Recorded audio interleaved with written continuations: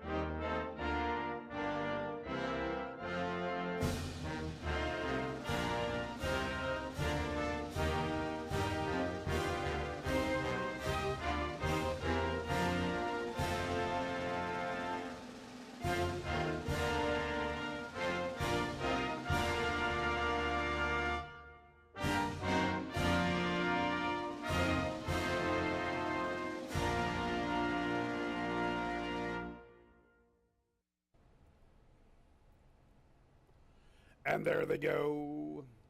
Double Vision quickly away from the inside. A bowing Snowman is showing pace, so too is Solar Zen. Bustin' the Rules comes away running in the fourth spot. Beachside is fifth, Star in the Makings the last of all, and there goes Bowing Snowman speeding away. He opens up 3 lengths from both Solar Zen and Double Vision. Bustin' the Rules is 8 lengths from the pace. A length back to Beachside, another 2 to Star in the Making. 22 and 2/5. Bowing Snowman going pretty quick for the level. Arriving at the 3/8 of widening, 3.5 lengths. Double Vision fights with Solar Zen. Bustin' the Rules has to giddy up from there. Beachside second last at the tail. Star in the Making. Bowing Snowman with the lead. Double Vision comes a-calling with his run. Double Vision showing some promise. Bowing Snowman waiting on rivals. Here comes Double Vision. Here comes Bustin' the Rules. Here comes Beachside. And Bowing Snowman comes back to Double Vision. Double Vision, Bowing Snowman trying to fight. Bustin' the Rules in the 2-path. Beachside up the rail. Double Vision, Bowing Snowman, Bustin' the Rules. Beachside along the rail. Beachside and Double Vision. Beachside up the inside. Beachside in the opener. Beachside from Double Vision is official. 1-2-6-3, that exact at $163.50. The trifecta, $87.75. 10 cents super. And there they go. Iova is showing pace. Tracy's Girl is there. Uni Loves a Fight attends the leader line from the far outside. Coup de Parte's in the 4th spot. Iova crosses over on her. Willow Grove from the rail. Pal's Ally advances from the far outside. Renina's Rose, a late runner, is the last of 7. And the favorite, Uni Loves a Fight, clears away from Tracy's Girl. Iova's third. Here's Pal's Ally making an early move into the 3rd spot. After her, Coup de Parte, 4 lengths from the pace. A length to Willow Grove, a length to Renina's Rose. 6 lengths covers the group. Uni Loves a Fight and Joel Cruz at the 5/8, 2.5 to Tracy's Girl. Pal's Allies third. Iova gets to save ground. Coup de Parte, 3.5 off the leader in the 2-path. Another 2 lengths, Renina's Rose with Willow Grove. Up the Finger Lakes backstretch, and the chalk is in control. Uni Loves a Fight, 2 lengths. Tracy's Girl and Pal's Ally second and third. Coup de Parte 3 deep. Renina's Rose advances in the 2-path. Iova's a little even paced along the rail. Willow Grove yet to gear up. Oni Loves a Fight still with the lead. She has the 2-length advantage midway through the third. Here's Renina's Rose trying to close in the 2-path. Just in front of her, both Tracy's Girl and Pal's Ally. Iova's trying to re-rally a little bit along the inside. Then go to Willow Grove. Nothing from Coup de Parte. They swing into the lane. Oni Loves a Fight. Oni Loves a Fight, the big favorite with the lead. Renina's Rose and Iova fight for second. Farther out, Willow Grove. Oni Loves a Fight in cruise control. Oni Loves a Fight, wire to wire. Iova re-rallies into second. Then Renina's Rose and Willow Grove.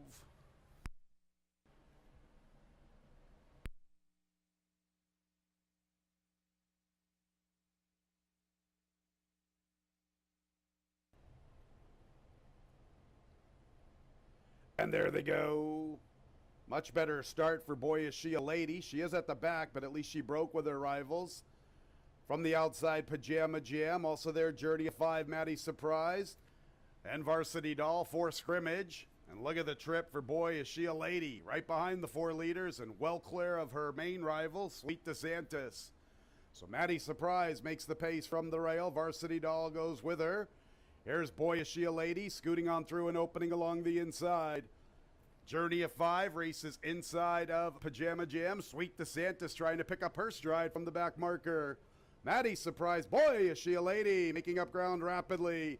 And here's Sweet DeSantis with a nice run into third. Boy Is She a Lady, Maddie Surprise, and Sweet DeSantis. Boy Is She a Lady off the turn. Maddie Surprise with nothing in response. And Sweet DeSantis is third along the inside, a long ways back to Pajama Jam and Varsity Doll. Boy Is She a Lady, a riding double for Cabercoa. Maddie Surprise second, Sweet DeSantis third, Pajama Jam for the Super. 2156, that exacta $8, or that double I should say, the 7-2 double $8.50. 2-1 exacta $18.06. And there they go. Showing pace, legendary bid, Uncle Vic is there. Also Scorpion Dynasty, Suit of Armor is amongst the pace from the inside. And with a couples therapy and Royal Kaz, Oliver with a twist is 6 lengths off the lead. Back to the front end, Suit of Armor has the lead right there with him, about a length and a half back. Legendary Bid and Uncle Vic from the outside. Scorpion Dynasty, Couples Therapies, 5th from the rail, 5 off the lead. A length back to Royal Kaz, 2.5 to Oliver with a twist. Richie's BL not near the lead. Stormy New York is second last. Navy pairs the distant trailer. Suit of Armor, the speed of the speed. Uncle Vic comes with his run. And there's Scorpion Dynasty with a very wide journey to the quarter pole. Couples Therapy saves ground.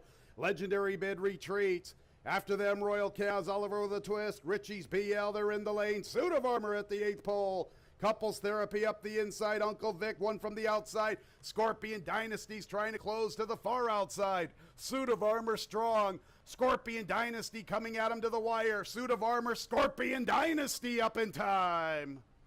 Scorpion Dynasty from Suit of Armor. Then Couples Therapy.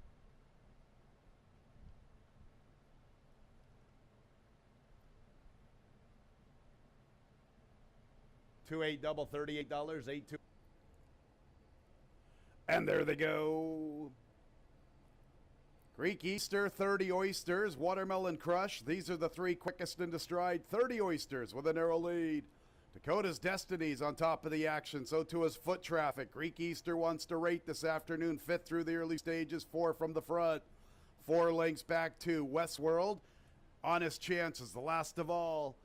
30 Oysters and Watermelon Crush, and Dakota's Destiny stalking smartly in the clear from the outside. 2 to find heading into the turn. 5 lengths to Greek Easter and Foot Traffic. 2.5 Westworld and Honest Chance. 30 Oysters has the lead. Watermelon Crush testing him to the 5/16. Dakota's Destiny comes under pressure from third, losing a little bit of ground. Honest Chance is trying to make up some ground. He's just behind Foot Traffic, then Greek Easter and Westworld. 30 Oysters, Watermelon Crush, 30 Oysters with a narrow lead. Watermelon Crush running a good one to the outside. In third there, races Dakota's Destiny and Foot Traffic's in fourth. 30 Oysters has the lead, finally getting clear from Watermelon Crush. 30 Oysters at 3 to 5. 30 Oysters, the winner from Watermelon Crush. Foot Traffic and Greek Easter's going to check in fourth. 3284, $22.62. Race 6 will start our late pick 3. 3, 9, 10, and 11 all scratched. And there they go. Akella is showing pace. After Alpha wants to go. So too does Riding on a Winner and Miss Circular Gal. After Alpha's the speed. Akella can't get near the lead. In the 5th position, races Booba Law. It's a break of almost 3.5 for 4 lengths. Back to Magnificent Mags and Central Capitals at the back.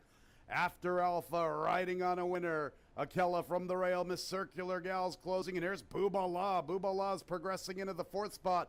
Akella's in trouble. Akella's back to 5th along the inside. Riding on a Winner comes away with the lead. and she disposes of After Alpha. Miss Circular Gal outrunning her odds. Then Boobala. Central Capital's trying to close. Riding on a winner. She looks every bit a winner at the 3/16. Miss Circular Gal's into second, trying to close. On the front end, riding on a winner. Miss Circular Gal is second. And then we go to Central Capital. Boobala flattened out, riding on a winner. Oscar Gomez is riding on a winner. It's riding on a winner in front. Look at Miss Circular Gal at a good number for second. Then Central. 568 trifecta, $50.87. 10-cent super, 5684, $35.80. Seventh race, scratch one trivia, part of the late daily double time. And there they go.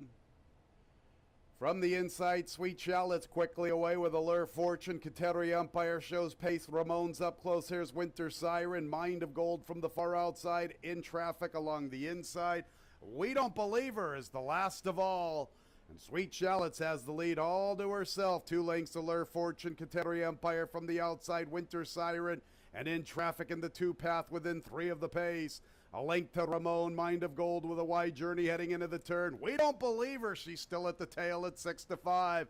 Sweet Shallot's 3-1. A fair price for her. Looks good midway through the turn. Opens up nearly 2.5 for 3. Allure Fortune chases this leader. And Kateri Umpire's third. Ramon is about 5.5 off the lead. Another length and a half to In Traffic. Mind of Gold. Winter Siren, nothing from We Don't Believe Her. Sweet Shallot's the one to beat at the top of the lane. Allure Fortune stays close. Ramon tries to close under left-handed urging. Then Kateri Umpire. Allure Fortune's tackling Sweet Shallot. Here's Allure Fortune getting the lead. Allure Fortune, another one for Jose Baez. Sweet Shallot second, then Ramon and Kateri Umpire. 5-5 double, $52.50. 5-1 exacta, $80. 5-1-6 trifecta, $75.12. 10-cent super, 5-1-60 for the nightcap. And there they go. Easy Toll amongst the leaders. Moulin Rouge wants to go. Empress Pulpatine, Strong Alpha. Indeed, there is pace on. Betty Boom is fifth. Weather Advisory. She's in the 6th spot. 4 or 5 off the lead. Subtle Giant joins her. Nearly 4 lengths boxed in and board, racing with Wine Trail. Strong Alpha's the speed of the speed. Moulin Rouge and Empress Pulpatine are chasing her.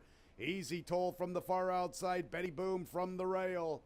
After them, Subtle Giant with about 7 lengths to find. Weather Advisory, 8 lengths from the pace along the rail. Nearly 4 lengths back to Boxton and Board and Wine Trail. Strong Alpha. Empress Pulpatine tries to cut into the margin. Moulin Rouge still up close to the action. Easy Toll has work to do. Easy Toll's a little even paced. And Wine Trail's trying to close at a big price. They come back to, Strong Alpha comes back to her rivals. Here's Weather Advisory up the rail, Moulin Rouge. And Wine Trail's making a big run at a huge price.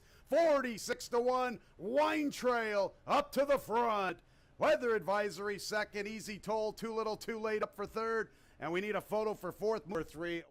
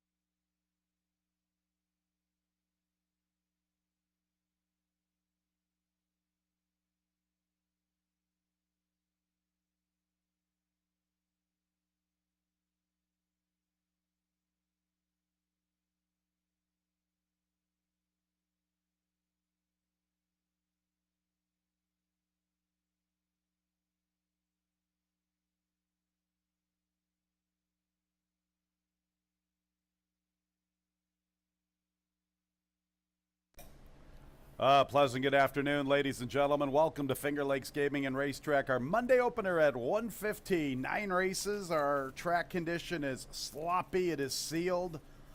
We have a one-day pick 6 carryover starting in the 3rd race. Just $1 shy of $2,600. It's a $1 minimum wager. It's an old school pick 6. We have our $2,500 Handicappers Challenge free on-track contest for our Lucky North Club members. Sign up. Get your entry forms in before the opener. $1,000 to the winner. 600 for second, 400 for third. Some drawings for some vouchers. Our $2,500 Handicappers Challenge consisting of the first 8 races on this Monday card. Let's get right to the changes. In the opener, number 3, ASAP Restoration.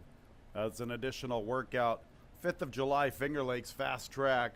A half-mile move, 53.20 seconds, breezing. The opener will begin the early double and the early pick 4. Second race will commence the early pick 3. Scratch the 6 global alert. 6 global alert has been scratched. The 5 will carry 1 pound over the weight. Third race starts that pick 6. No changes in the third. The carryover a little shy of $2,600. Fourth race, scratch number 9, Oyster. 9, Oyster out of the 4th. Our Monday pick 5 starts in the 5th race. No changes in the 5th. Race 6 starts our late pick 4. Scratch 6, Mays Loved Laffy. 6, Mays Loved Laffy. Scratched from the 6th. Number 8, the Fabulous Moolah. An additional workout right here at Finger Lakes, 5th of July, Fast Track, half mile, 51.20 seconds, breezing. Let's go to the 7th race. Start with the scratches, 6, 9, and 11. Big Elm, the 11. The 9, Nemo's Fortune. The 6, Under the Knife. 6, 9, and 11 out. 3, Gotta Connects, the first time, Gelding. 4, Flowing River, an additional owner, Dennis Sweeney. The 8, 5 Destinations. An additional workout, 5th of July, Finger Lakes Fast Track, half mile, 50.20 seconds, breezing out of the gate. And turn the page to see the 11 scratched Big Elm. There you go, guys. 6, 9, and 11 out of the 7th. Once again, the 3's a first time Gelding. All right, let's go to the 8th race. Start with the scratches. 3, 4, and 8. 3, Warrior Nation. Boy, was looking forward to seeing that guy again. 4, Busting Credit. 8, High Strike. 3, 4, and 8 out of the 8th. The 1, BC Glory Days. Make the jockey Michael Davila Jr. Michael Davila Jr., new jockey number 1, BC Glory Days in race 8, starting our late daily double. Let's go to the nightcap. Scratch 1, Robbins Giant. 1, Robbins Giant out of the nightcap. 3, Cashel Kitten, 1 pound over the 8. MCRR, 4 pounds over the weight. A couple of additional workouts. 3, Cashel Kitten. 6th of July here at Finger Lakes Fast Track. 3/8, 35.20 seconds, breezing. And the 10 Zuka race. 5th of July here at Finger Lakes Fast Track, half mile, 50.30 seconds, breezing. So quite a few changes on our Monday card. Going to start the day in about 42 minutes at 1:15. Once again, 9 races, sealed sloppy racetrack right now. $2,500 Handicappers Challenge. Make sure to be part of our Lucky North Club. Get those entry forms in before the opener. Up next, Dave Mattice to give you his thoughts about today's card. Perhaps he can help you win that $1,000 in our Handicappers Challenge. Tice Guns up next.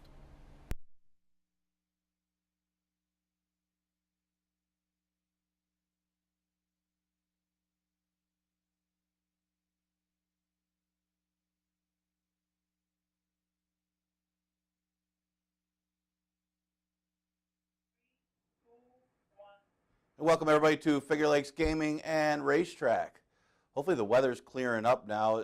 I didn't get as much rain where I was in Fairport, but around here, yeah, we got hit pretty hard. I think it all just came down in a downpour like it did the other day. So we are going to start off with sloppy. It is clearing up out there, so you know maybe we have a chance to dry out for at least later. I think they still have it sealed. Maybe we can open it up later in the card as it dries out a little bit more, but expect an off track, at least for the first half of the card. Looking back to the last day that we raced, had a couple doubles on the card for Baez, who won with a Lure Fortune horse, and he also had Koa also had a riding double back on Wednesday. But I think the big, most memorable race, even though it seemed like a long time ago now, Wine Trail. Talk about finishing up a card. Wine Trail won a $94 winner for Mike Progno. Long time since I've seen Mike Progno in the winner's circle as he Just looks like he just started training again. He-Man Harkey aboard. That was a tough one to come up with. But out of nowhere, it was Wine Trail that took the last race. That was on Wednesday. We're going to continue Monday through Wednesday. Of course, next week, one of the biggest races of the season. We are drawing today for the New York Derby. Well, it seems like it's that close. We're into July already. I guess the summer's flying by. It doesn't even seem like we've had a summer. Remember the handicapping contest today? It is free to enter as long as you become a Lucky North member. Why not? Doesn't hurt. It's free. Win $1,000. The contest races are 1 through 8, so it doesn't include race number 9. Well, let's look at today's card. Remember, off track to start it off, sloppy and sealed. First race, an allowance race that goes a distance of 1.70 miles. Seems like you can narrow this one down, depending on the pace scenario, of course, and how this track is playing. You do have My Imagination. As we see, Ray Gutierrez has a few in today. One thing I lean towards My Imagination. I did like Boys Code a little bit too, depending on how quick they go early. But one of the reasons I leaned towards this one over Boys Code was the off track. At least, even though it was on a good racetrack that My Imagination won, he's still won with some moisture in the racetrack at Parks.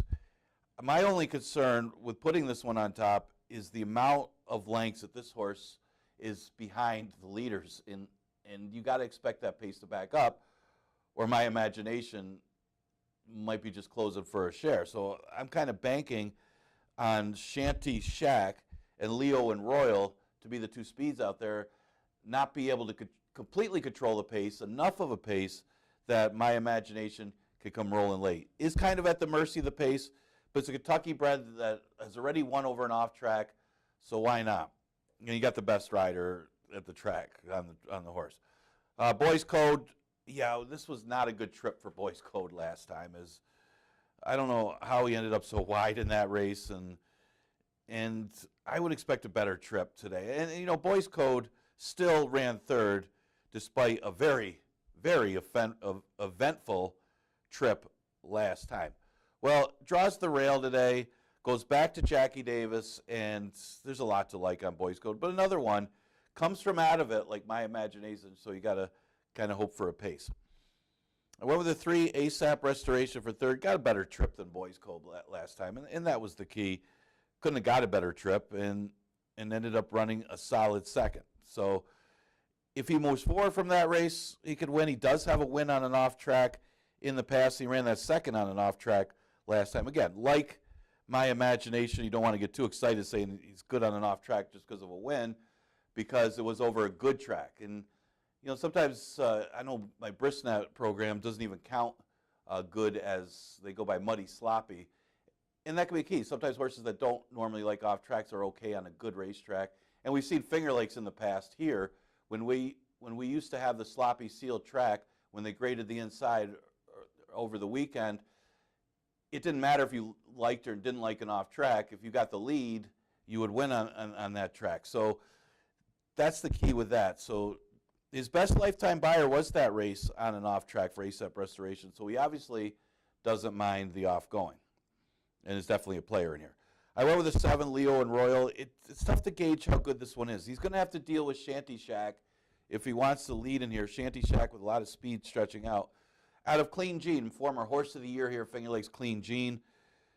3 wins and 7 starts on an off track for Clean Gene. Alpha, not bad on an off track either. And this one started off his career as a 2-year-old and didn't run horribly in the wet. His first start as a 3-year-old, definitely a good one, showed some talent. I know it wasn't a very good race that he won, that he comes out of, but he still won that race, and he did what he had to do, and he could probably move forward going along, obviously bred for the route. Okay, I talked a lot about the first race. Second race goes to 1.70 miles, Exacta Tri Super Daily Double, and pick 3 starts in here. And yeah, on class and breeding, really tough to go against Old Point. I don't blame anybody for taking a shot against this horse, whether it's in the contest or just betting, but man, this is a $475,000 yearling running for $11,000. And running against a weak $11,000 race. And if that's not enough, of course, by Curlin, out of a dam by Johannesburg, if that's not enough, it's got a very good number for an off-track. It's a half to a graded stakes winner. A lot to like, obviously, on Old Point. And the thing is, dropping in class to the 11 and 9. Now, the negatives is he's had some chances. He's 0 for 9 overall, but he's never seen this cheap. And let's face it, I don't want to say now or never, but this is a field that he should beat. Second choice, I'll go with a 2, Looking Grand for Victor Dean. Dropped slightly in class. Obviously, hasn't faced the kind of horses Old Point has faced, but Looking Grand did run decently against slightly better in the maiden special weight last time. So it's getting closer. And this apprentice rider, of the few apprentice riders that we've had this year, Barbosa has looked good. He had the double the one day. Young looking kid, but he's doing really well, and he's got a future ahead of him. Looking Grand I'm going to use for second. I think he's a real big long shot for third. Big price morning line on the 3. Danny's a Cowboy. Could be either kind. Now, I'm going to give the horse an excuse last time because of the bad start. Was never really in it. The other thing in this race, who's the speed? I mean, this is a race that's just completely lacking in any kind of early pace that maybe with a better start, Danny's Cowboy could be out there with the speed. And you got to forgive the last race because he's never really in it. And the other thing, Luis Perez sticks with him. So there's some things to like with Danny's a Cowboy. And the horse is a big price, 20 to 1. And he could be any kind. I know he's shown nothing in 3 career starts. But this is not the strongest of fields for 11 and 9. They don't drop him to 5,000. That's another big thing. Luis Perez stays on him. And he did have trouble last time. And once you get past Old Point and Looking Grand, what else are you going to like in there? I guess the only other logical would be the Cali Bullet, but the last race isn't that great. Had really no excuse, and the 42 Buyers probably not quite good enough to beat these, but maybe he can improve off that race. That was his first time going long. It was a slow pace up front, and he didn't break all that sharp. So I'm not saying he would have won with a better break. The March Madness party ran a big race, and Cali Bullet, I mean, he was stepping up in class after running for 5,000 in his prior start. So obviously he wants to go long. He's bred to go long, and then he moved forward, and it's the Engelhart barn with Davila. So you know the horse is going to take some play. Third race, a good one, an optional claiming allowance. 20,000 is the tag. Got 4 of them in for the tag. Never Early, Casia Casanova, longer 2, all in for the tag. Did I say 4? That's 3. But I went with the 3, Casia Casanova, mainly because of the off-track. Has yet to lose on an off-track, a perfect 2 for 2. Best lifetime buyer of the 86 equals his best on a fast track. And that's the thing. With an off-track, you don't necessarily have to run better on an off-track. Sometimes as long as you keep your form and the other horses don't run as well. And that's mostly the case here at Finger Lakes. The horses that have good records on an off-track don't necessarily step up on the off-track. They just don't lose their form on an off-track while everybody else does. That's the kind of the misnomer. If you're new to the track, that's kind of the fallacy of racing. A lot of times with closers, sometimes it's the speed coming back to them more than it is them rallying. Kind of keep an eye on that. Also, how fast they run that last quarter. But with all that said, Casia Casanova, a strong player in here, ran into the legend Dr. Blarney last time. Now gets that off track. Same type of field, maybe a little bit easier without the presence of Dr. Blarney. And he plays. The other one was probably Banyan Breeze coming out of that race. If you're just going by that race alone, and it was a good race, you got to think that these two ran the best, other than Dr. Blarney. And this race, when you look at the competition, Dr. Blarney would beat the rest of these. So that alone makes Casia Casanova and Banyan Breeze have an advantage coming out of that race. And it was a good race. And Banyan Breeze, that was a big effort. That was probably the biggest number Banyan Breeze has had in quite some time. And if he's getting that good first start off the left, if he moves forward from that race, I don't know, or at least keeps his form, he's going to be tough. And I know he doesn't have the greatest record on off tracks, but he's certainly bred for it with a 440 Tomlinson for an off track. So Banyan Breeze, strong player in here. He was 21-1 last time. I would not expect him to be 21-1 today. Lohengrin 2 is probably the speed of the speed. He's a little inconsistent in the past, and he's okay on an off track though, and we've seen it before. Sometimes we have the speedy sealed off track. The Lohengrin 2's been good. He returns for Charlton Baker. I know this one used to be trained by Paul Barrow. Always ran well. If you let this horse go on the front end, he would make you pay, and he beat some good fields. So he's dangerous, and he's fast. He's one of the fastest horses on the grounds from the gate when he's on his game. We'll see if he's on his game today. The one horse Never Early gets the weight off with the apprentice rider, and did have a little bit of an excuse last time, as he did get caught wide in that race, and now he moves inside, stays at the distance of 6 furlongs, and he's not bad at the 3/4 distance, and that's the thing with Never Early. And maybe he could work out a good trip with a little bit of a ground-saving trip on this off-track today.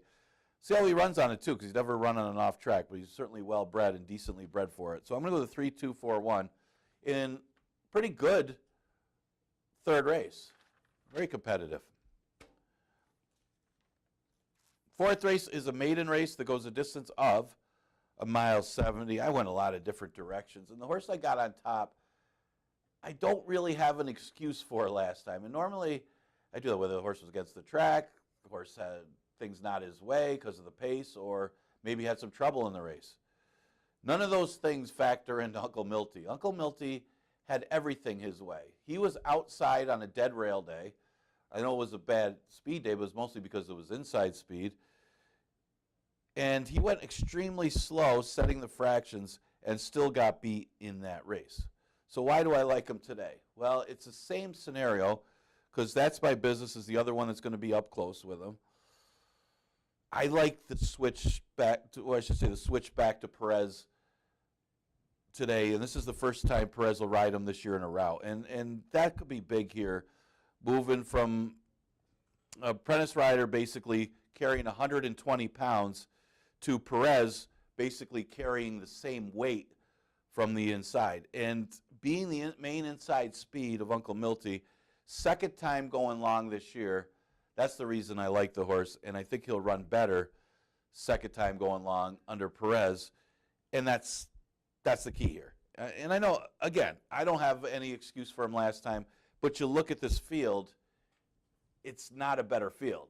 If anything, other than That's My Business, who ran with him that time, it's an easier field, especially with Tiz Lucky, who was that was your pick 4 single, best horse in the race, and you weren't going to beat Tiz Lucky that day anyway, but he almost did because he controlled the pace and still couldn't. But Tiz Lucky's not in this race. They're basically horses that finished behind him last time, with the exception of That's My Business, who passed him in that race. Now, I'm going to go with the 1-2 speed number. Now, I do like both of Chris Progno's horses in here. I mean, That's My Business and Stormady both play in this one. Stormady attracts our leading rider, Andre Worry. That one's 12-1. That's My Business, same thing. Came out of that race and, in a sense, got the worst of it than Uncle Milty, because he was on the dead rail for a lot of the trip. At least maybe not straight on the rail, but he was inside on that bad inside day. And he still ran a good second. Wasn't going to be Tiz Lucky. He was inside most of the trip too. Does he want to win? That's the only thing with That's My Business. Now I'm making 9 starts, third trip over the track in a route anyway, after running in a short sprint. Yeah, a lot to like. He's going to be out there with Uncle Milty. Again, I expect Uncle Milty to run better than what he did, even though That's My Business actually ran a better race because of where he was on the racetrack. The 2 Stormady, there are some things to like on this horse. Of course, he's had his chances, but they were against a lot better competition. I know he's tried the turf. He's tried other surfaces. The closest and the best race that this horse has run was probably on a muddy racetrack, going a mile back in February, when this horse just missed from breaking his maiden. So I think that might be an equalizer here. This horse has hit the board both times on and off track, and maybe this is a field that he could beat. He's got the numbers to do it. Again, I like both of Chris Progno's horses to have a shot in this race. They'll throw in the 10 Uncle Taco. Should be better going long. The only knock on Uncle Taco is, I know it was only a second start, but that was not the fastest of fields that he was up against, and he still didn't win. I mean, they overbet Redemption Road, and it was a race. It was really tempting to bet Redemption Road, who never wins, but runs to his competition, but the horse just doesn't want to win. Obviously was better than those horses, but doesn't want to win. He'll let the other ones get in front of him. But Uncle Taco still didn't beat Captain of My Heart, who's in later today, and I think he should have won that race. But stretching out today, he certainly got the breeding to go long, and certainly got decent breeding for an off-track as well. Uncle Taco would be no surprise for these connections. Fifth race starts the pick 5. Remember, we got a 9-race card today, so the pick 6, the $1 pick 6 starts in the 3rd. The pick 5 starts in the 5th. I know it gets confusing. I still got to remember it. It's only taken me half a year to almost get it right. Maybe then we'll start running 10-race cards. Claimant 11 and 9 is the 5th. It goes the distance of 5.5 furlongs. The way I broke this down is kind of simplify here.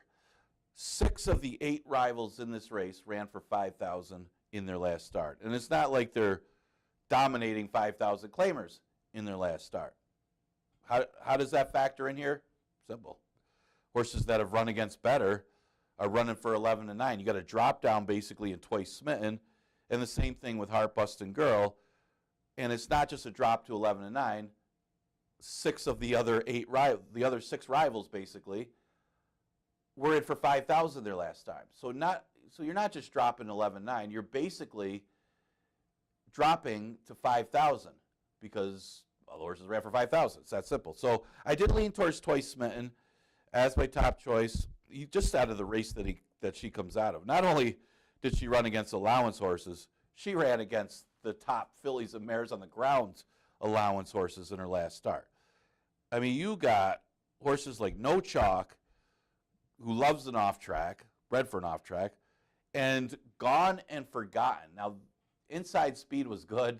No Chalk got that perfect trip on the inside, and Gone and Forgotten was kind of spinning her wheels as they weren't coming back to her, as the pace wasn't really that fast to begin with. And that was Gone and Forgotten's first race of the year. I would expect her to run better next time. And she was the top mare, filly or mare, on the grounds last year, winning a couple stakes races.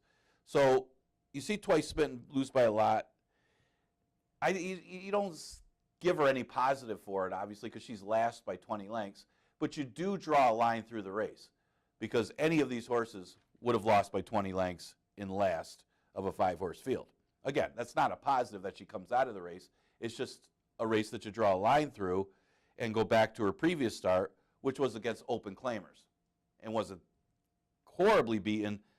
And you just ask yourself, when you see her form in New York, she ran second for 10,000 and then lost by double digits, but not that badly beaten in a mile. And she basically has turned back twice.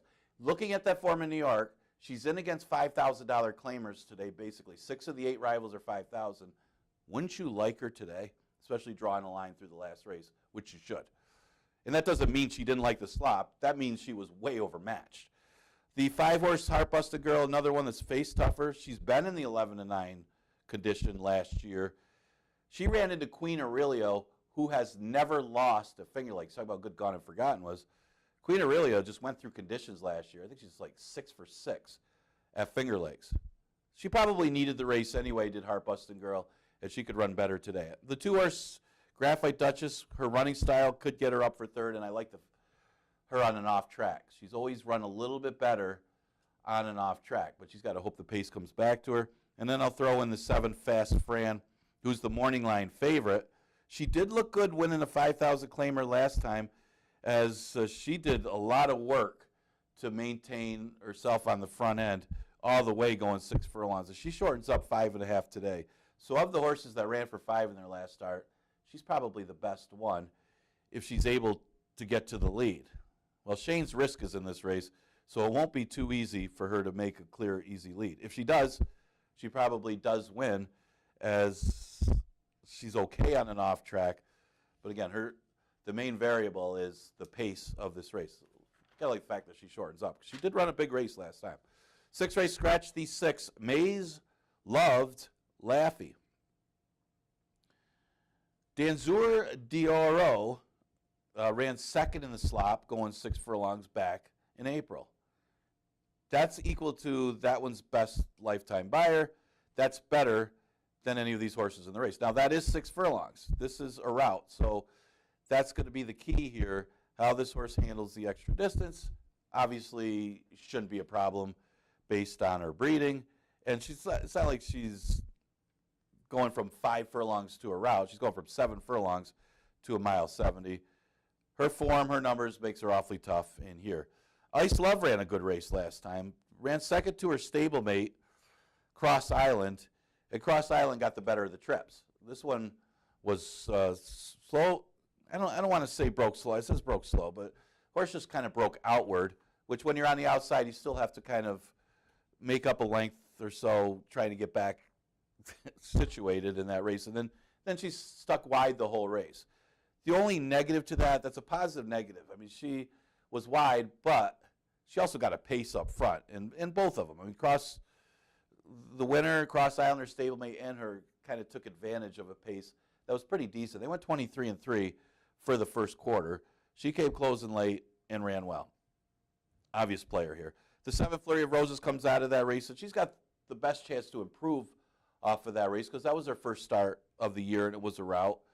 It's hard to have faith in her to win, though, as she's got a lot of seconds and thirds. There's nothing wrong with that, as she hits the board a lot. And she likes an off-track. I know a lot of people say, well, you got to look at the record off-track. She's 0 for 10. You can't like her. No, she likes an off-track. She hits the board almost every time on an off-track. The horse just doesn't like to win a lot, and it's got a lot to do with her running style. She's a one-run horse that it's just got to work out for her perfect in order for her to start that one run as the speed backs up to her to get to the wire first. But she's always right there, as consistent as they come. Got her third, and for fourth, they'll throw in the 3 Sweet Sensation. A lot of drama about Sweet Sensation that last race, but it also says undecided. I mean, she did get blocked. Let's just say that. She got blocked. She wasn't going to win the race anyway, as she was inside, and then she had to angle out, but she lost by double digits. So it did lose her momentum. She would have been a lot closer and made it into the number if that didn't happen, but we'll see. I mean, she was running against claimers before that. With a clean trip, she should be able to get in the number here. I'm going to use her fourth, 5-2-7-3 in race number 6. 7th race, we'll scratch the 6 Under the Knife, the 9 Nemo's Fortune, and the 11 Big Elm. Good race for the 7th race. I think he's going to connect as my top choice. I mean, this one didn't have a great trip last time. Probably should have won. Was bet down to be the favorite in that race and ran a solid second. The first start over the track. And this horse was trained by Pletcher in New York before that, loses by double digits. So you see the response to coming here against our special weights after running in New York. Now, I don't want to say that he ran bad on an off track because his other race in New York on a fast track wasn't that good either. And by the time we get to the 7th, maybe we'll get to good. Actually, I'm looking up right now. We've already changed it to good. So I'm looking at the screen. I'm assuming that's correct. Track label good. It should be drying out throughout the day. Going to go to the 3-4-1A or 3-4-5 at 1A in race number 7. Got a Firster Triton's Creed that the dam cost $575,000 a yearling. And then you got American Halite. Doesn't get much better bred than that one. An Arrogate out of a dam by Hardspun. Pretty good maiden race. 8th race, scratched the 3, 4, and 8. Yeah, the big scratch obviously was Warrior Nation. Was going to be 1-9 in there and probably would have won. I mean, what are you going to do? I mean, horse scratch and now opens up the race a little bit. But 10 Cent Town coming out of 3-year-old stakes races. Does go against older horses here, so it's not like it's a big drop. But with Warrior Nation out, and the 2 speeds on the inside, this horse can sit right up close with them and should get first run on Pop Coyer, whose running style might help Pop Coyer. That's one I use for second. If he can be rated back, I think he can sit and make a run. You almost got to think somebody's got to be able to make a run in here because you got 2 quick ones on the inside, BC Glory Days, Lieutenant Sam. Probably BC Glory Days is the quicker of the 2 being inside. 10 Cent Town and Pop Coyer both got to be close. It's not like Captain My Heart is that far behind either. Who's going to sit back and make a run? Moon Hunter? That would be the closer in the race, but I don't know if that one's good enough. So I'm going to stick with the Stalkers, 5, 6, and then the 2 speeds, BC Glory Days, Lieutenant Sam, to be 3rd and 4th. Now, BC Glory Days, if he does jump out to the lead, he might be dangerous. He's 10-1, and he ran well last time, going 6 furlongs. He didn't miss by much as Fiery Harp finally got to him late, but he's shortening up. So if he can dispose of the other speed early or somehow get the jump on Lieutenant Sam, it's another one that could be dangerous in there. 9th race, scratch the 1. Robbins Giant. Yeah, as far as inside speed's concerned, Gentleman Burglar I thought might be the inside speed of this race. Coming out of quicker races in New York, drops in class to the 11-9 level today after running against the 30 maiden claimers last time not that long ago in May. This should be a lot easier for Gentleman Burglar of a chance to hold on. Now, there is some tactical speed horses outside him, but I think this horse can get the lead in here from the inside, and at this level has a good chance to keep going. I like the fact he's inside the other speed, and he is the speed, and as long as he goes to the front end.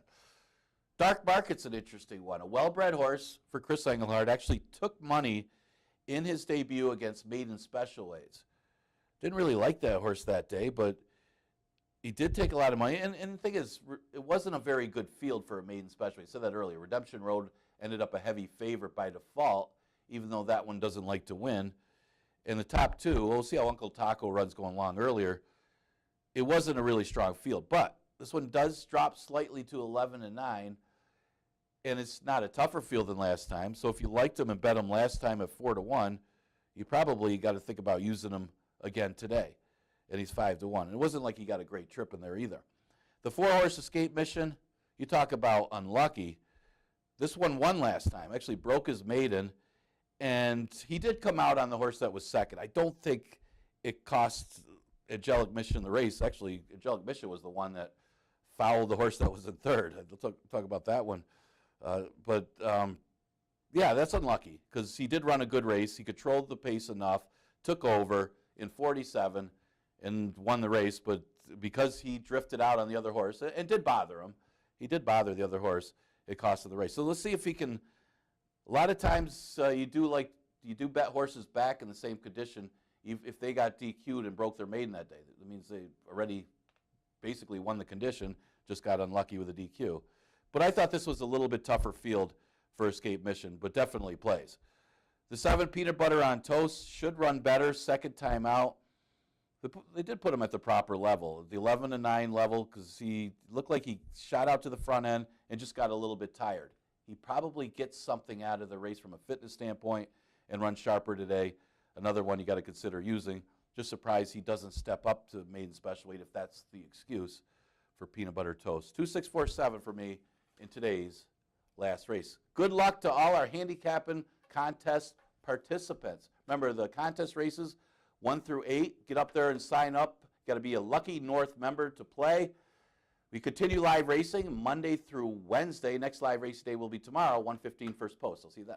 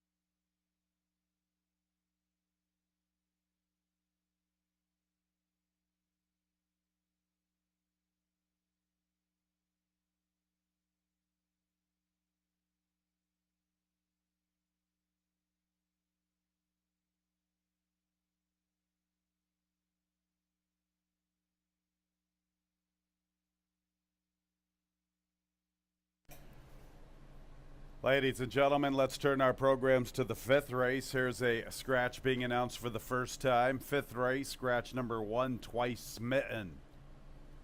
In today's 5th race, scratch number 1, Twice Smitten.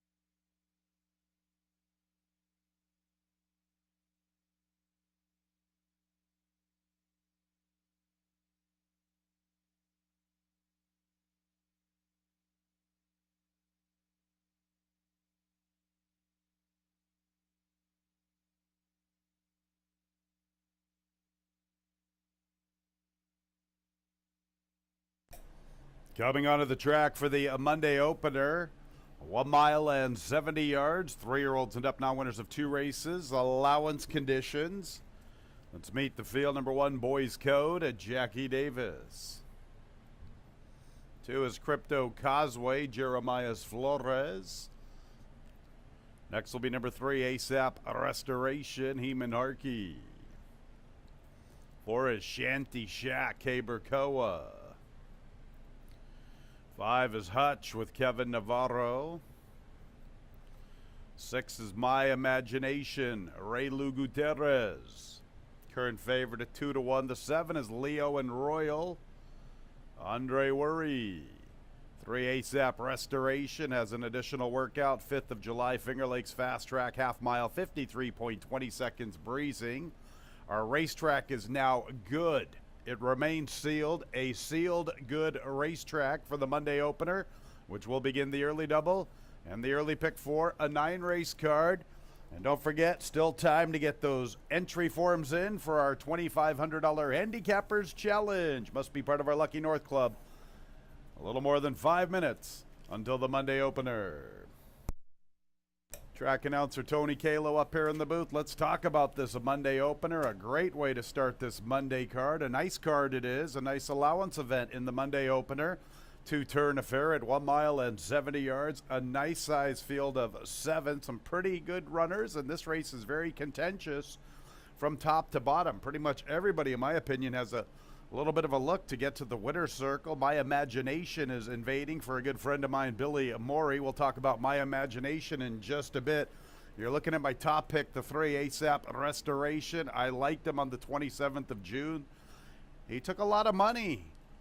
He got all the way down to 5-2. He ran a very nice race, just couldn't quite get there. Missed by a length. This is his 4th start in the 2023 season. He's had back-to-back long races, that 1 mile and 1/16. That is a 1-turn affair at beautiful Belmont Park. The 2-turn configuration here at Finger Lakes for the 1 mile and 70. I think he's going to get a little bit of pace to chase. You know, Crypto Causeway is stretching out. Maybe he'll try to be somewhat forward. I don't think he can make the lead. Shanty Shack is definitely a horse who probably wants to be forwardly positioned. Likewise for Hutch. Leo and Royal just won a 5.5 furlong maiden special weight race. He's stretching out. So I think there is ample pace for ASAP Restoration to get a beautiful tracking trip. Heman Harkey's taking over. And I could see this horse being 3rd or 4th through the early stages. A ground-saving journey.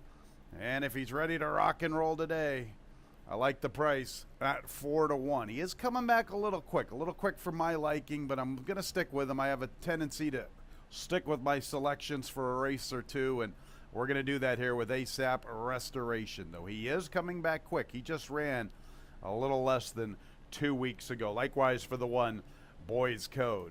6 My Imagination, Raylu Gutierrez back in town. Raylu almost got to the winner's circle last Monday. He's got some live shooters today for Billy Morey. Billy Morey and I both started when we were pretty young in Northern California. Billy was working for his dad, Bill Morey Jr., and Billy Morey has really gone on to have a heck of a career for himself. Look at the win percentage this year, fans, 28%. And My Imagination is a horse who will be running from well off the pace. One thing about Raylu, Raylu is very, very aggressive. So maybe this horse won't be as far back as some of his recent races. There is good pace to chase. This horse does have a victory on an off track. We'll see. He has a short price at 9-5, but I guess with some of his company lines, as far as being able to graduate at Parks and run some 2nd and 3rds against those allowance types at Parks, you'd have to figure he would be the favorite. And he is at 9-5. 7 Leo and Royal, I think, is a little scary, fans. This horse is by Alpha out of our talented dam, Clean Gene. Clean Gene was a Finger Lakes Horse of the Year. Big shout out to Dan Langley and Neil Allred, Jeremiah Engelhardt. I really like the way Leo and Royal galloped out on his maiden victory. And typical with Maya, Maya just gives beautiful spacing for his horses. This horse graduated on the 30th of May. Maya was in no hurry, going to take about 5 weeks off. He's got 3 nice drills. He's bred top and bottom to relish the added real estate. Clean Gene was successful around 2 turns. Some of the siblings have been successful. This horse is somewhat sneaky, fans. He had a very, very good gallop out, and I like the horses that were behind him. Tis Lucky came back and got to the winner's circle. Rum Pressure ran a very good race in defeat the other day. He was a little wide. He was very wide, to be honest. I think he'll run big next time. Leo and Royal, pretty sneaky on the outside at 7-2. After that, I didn't really know which direction to go. I mean, you could have gone Boys Code for the 4th, maybe even Shanty Shack. I picked Hutch on the 21st of June. Boy, he didn't make me look too good that day. Come on, Hutch. He got soundly defeated, but he needed that race, and his best races have been around 2 turns. I'm willing to put a pen through that 21st of June race. I think he is a much better horse than that comeback 6 would suggest. I'm looking for him to outrun his odds at 19-1. I'd put him in part of the try in the Super. I liked some of his races last year. This is a great way to start our Monday card. 3, ASAP Restoration, my top pick. 6 is getting all the tote support. The 7, sneaky on the outside. You get to the early double, looking at leg 2. A lot of the money's going to come in on the 7. That is the Linda Rice horse, and rightfully so. That race 2 back for maiden 20s is going to make him somewhat of a contender. Both the 1 and the 2 warrant a little bit of look also if you're playing our early double. All right, get those entry forms in. Last call to get into that Handicappers Challenge, free for all lucky North Club members. We're going to start the day here in a couple of minutes.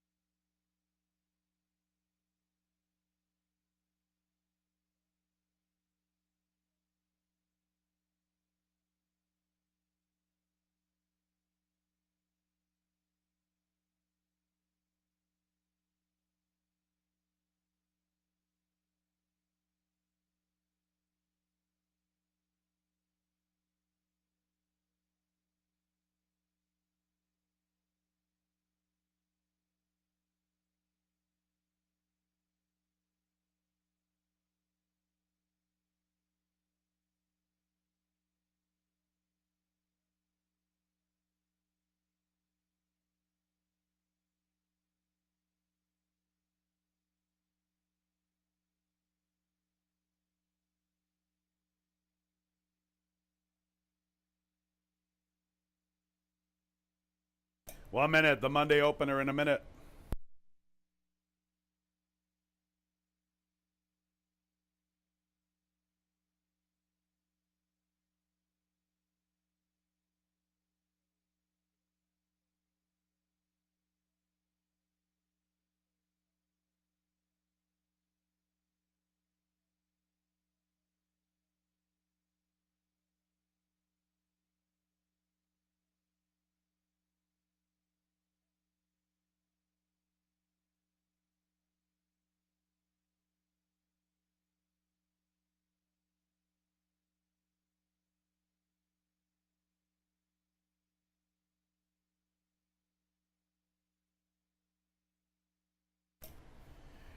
It's post time for the Monday opener. Number 6, My Imagination, the favorite at 6-5. The Parks Invader for Billy Morey. Raylu Gutierrez back at Finger Lakes.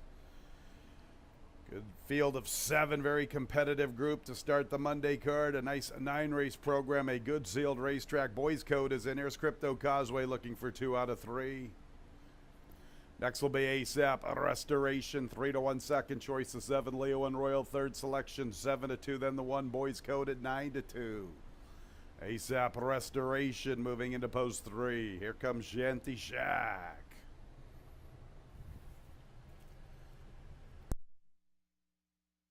Still working on ASAP Restoration.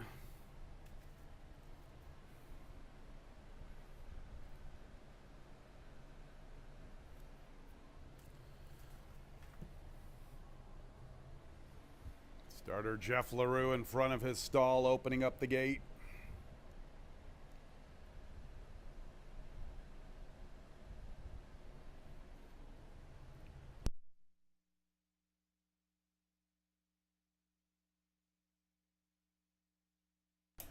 ASAP Restoration is situated. Here comes Shanty Shack. Next will be Hutch, one of the long shots, 22 to 1. Crypto Causeway at 23 to 1. The favorite, My Imagination. Leo and Royal.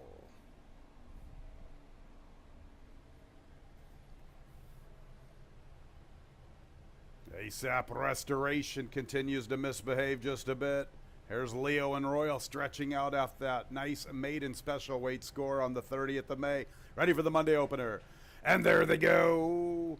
Shanty Shack and Hutch are out for the lead. Leo and Royal wants to go, as does ASAP Restoration. Crypto Causeway, no pace despite stretching out. My Imagination in no hurry, likewise for Boys Code. So it is Shanty Shack establishing the lead from Hutch. ASAP Restoration from the inside. Leo and Royal stalking in the clear, 3 deep. It's a break of nearly 5 lengths to Crypto Causeway. 2.5. My Imagination. 2.5. Boys Code. So they race to the backstretch run, and Shanty Shack has the lead. Hutch stays close. Leo and Royal a little deep. ASAP Restoration gets that nice ground-saving trip. Break of nearly 6 lengths, Crypto Causeway. Length and a half, My Imagination. 2.5, the Boys Code. 24 3/5, Shanty Shack and K. Burkoa length. Leo and Royal 3 wide. Hutch is in the 2 path. ASAP Restoration along the inside. He's 4-3 off the lead. Crypto Causeway still 6 or 7 from the front. A length to My Imagination. 3 clear of Boys Code. And they race to the 3/8, 49 3 for the half. Here comes Leo and Royal after Shanty Shack. Here comes ASAP Restoration tipping off the inside, but he's under a fierce drive. Gonna have to pick it up. Hutch is back to 4th, then Crypto Causeway. My Imagination has work to do. Boys Code's under pressure. Leo and Royal off the turn. Here's Leo and Royal hitting the front. Shanty Shack's got fight from the inside. ASAP Restoration not really responding. And then Crypto Causeway, Leo and Royal can't put away Shanty Shack. Leo and Royal, Shanty Shack, Leo and Royal. Leo and Royal in the opener for 2 in a row. Nice price at 7-2. Shanty Shack outran his odds. ASAP Restoration found another gear late. Could only manage 3rd. 4th and 5th involves Crypto Causeway and My Imagination.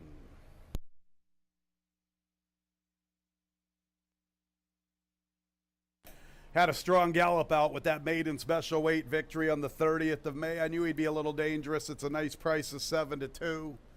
Leo and Royal. What about the effort from the 4, Shanty Shack, 10-1. 3, ASAP Restoration. Had a good final 16th. Where was it the rest of the race? He finishes 3rd, 4th place to the 2. Crypto Causeway had a big number. 144 17 100ths, the final time from the Monday opener.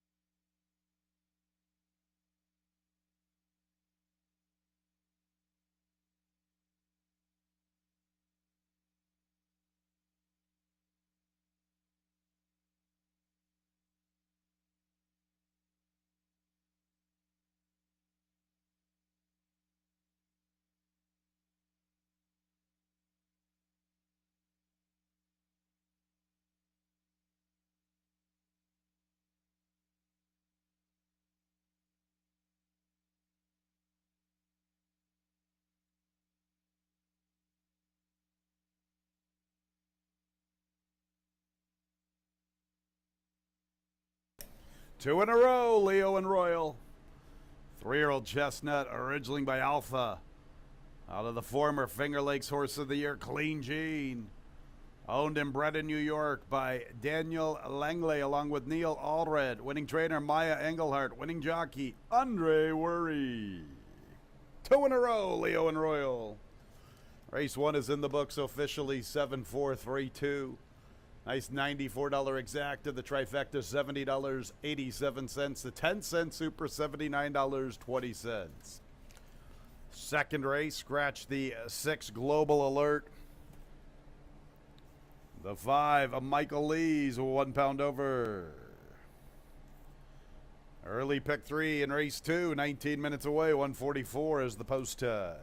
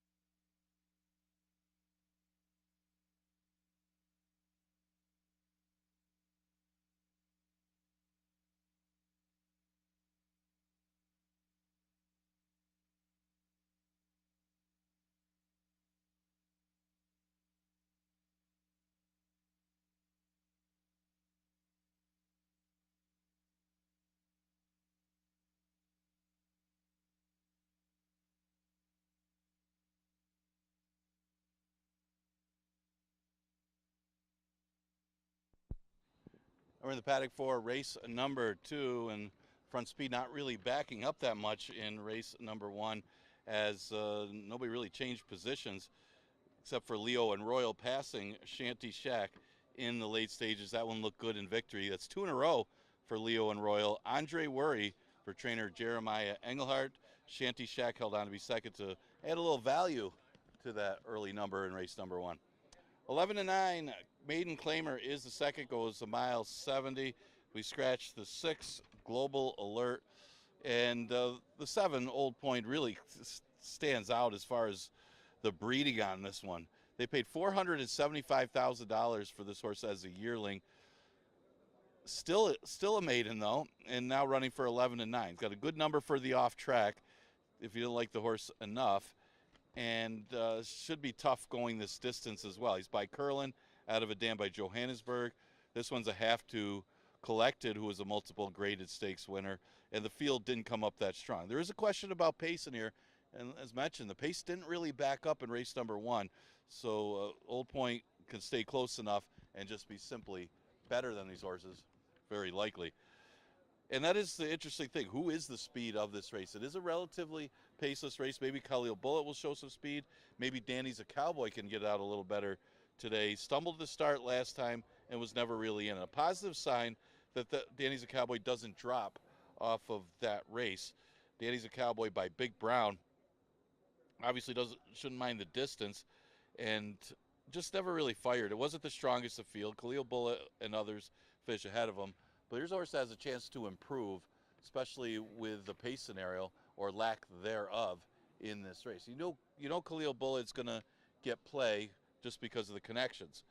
But the last race wasn't really that good. It was good enough to be competitive against this field. And he did break poorly in that race and still held on to be second. So he's got some room to improve. Keep in mind, he ran for 5,000 to start off the season. So he ran much better in the route when stretching out than he did in the prior sprint for 5,000. So definitely not out of it is Khalil Bullet from the rail. Looking Grand's another one to consider, as this one drops in class after running third. It's enough there to say that this horse does is a realistic win threat.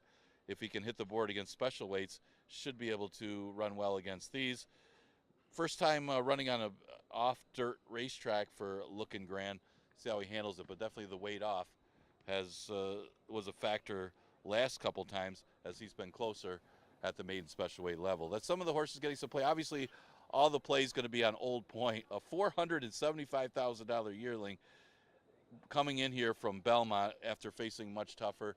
He's the one to beat, and he is getting the play. Exacta Tri Super Daily Double and Pick 3 starts at race number 2.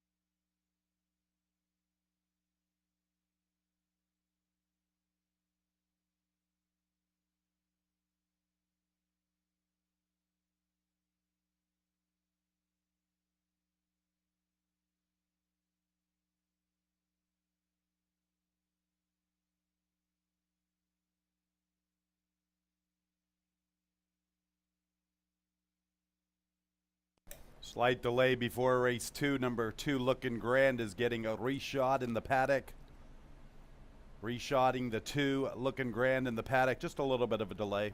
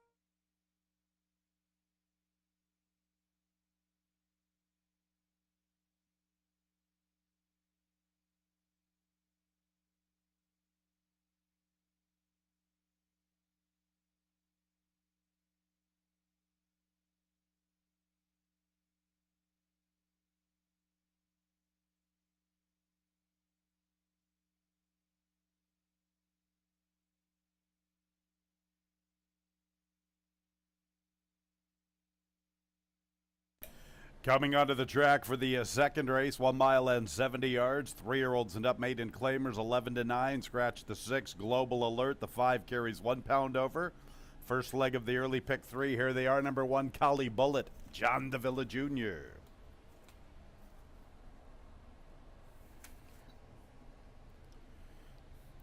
Two is Looking Grand, Carlos Barbosa. Next will be number 3, Danny's a Cowboy, and Luis Perez. 4 is Anointed Spirit, Andre Worry looking for the early double. Victor Dean with the 2 and the 4.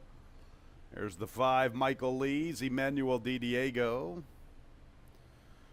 Scratch the 6, 7 is Old Point. 4-5, Oscar Gomez.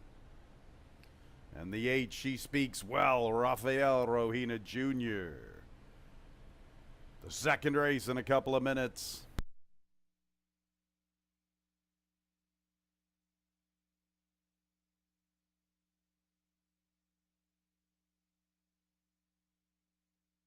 Short priced favorite on the board, the 7, Old Point. This horse figured to be the wagering favorite, dropping in from the Naira circuit. Been competing against much better, 3 times for the maiden 20. Out of his last 4 races, a couple of maiden 20s or several maiden 20s before that. Been very competitive for maiden 20, so you would have to think for this 11-9, Old Point should be spot on. He ran a pretty good third at 2 back. Last time it was a 1-turn, 1 mile, and he split a field of 8. Taking the class drop for Linda Rice, Oscar Gomez, short price favorite to deal with Old Point. Be interesting to see where Old Point is placed this afternoon. I guess he could be somewhat amongst the leaders. There doesn't appear to be that much pace here in the second race, and Oscar, nicknamed the Missile, usually gets his horses into the race early. We'll see if Old Point can establish a nice stalking trip just like Leo and Royal did in our Monday opener. The 1, Collie Bullet, could be a little dangerous from the inside. This will be the second time going the 2 turns. Second time getting a Lasix. Great connections as always with Chris Engelhardt and the Finger Lakes Hall of Famer John Davila Jr. We know John likes to hustle his horses along. Last time he was a little wide. He broke slowly and was 5 wide at the 3/4. Still ran a pretty credible second, only 3 lengths behind the winner. You'd have to think with this inside draw, not a lot of pace on, Collie Bullet should be sent. Looks pretty good on his toes. He might be the one to key on if you're totally against the favorite at that short price. 2, Looking Grand, I guess he makes a lot of sense dropping into this 11,000. His recent 3rd place finish against those maiden special weight races makes him one of the contenders in this race. The pace was really slow last time. In fact, the pace has been very slow in his last 3 races, especially his last 2, when you see 51s and 116 and 117s for 3/4. Looking Grand at 7-2. Did get reshot in the paddock. We'll see how that affects him. Going to post here in the second race. 7-1-2, like I said, maybe the one Collie Bullet's the one to take a look at if you want to get away from that favorite. 7-1-2 here in race 2, starting the early pick 3.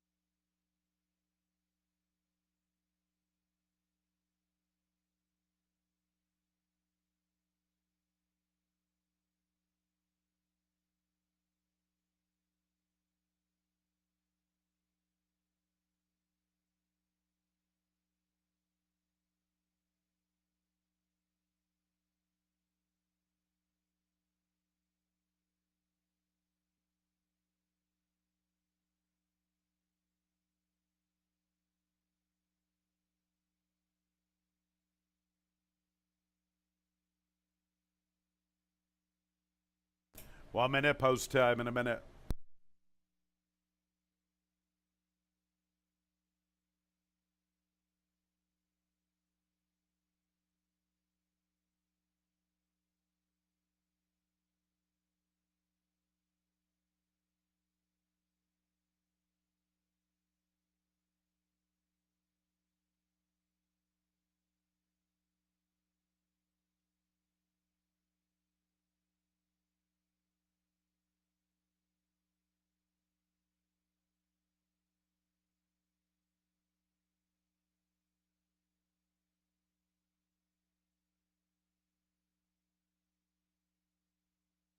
It's post time for the second race. Big favorite, the 7 Old Point at 3-5.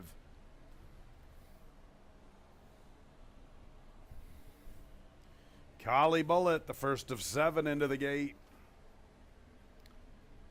Looking grand, 1 of 2 for Victor Dean. Anointed Spirit, the other Dean trainee. Here's Danny's a Cowboy. Here's Anointed Spirit.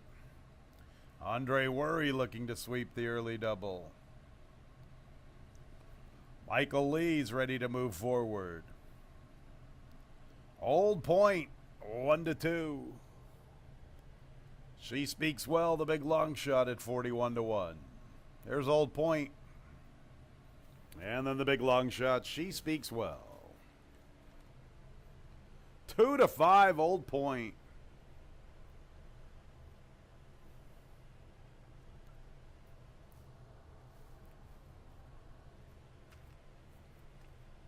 Ready for the start of the early pick 3. And there they go.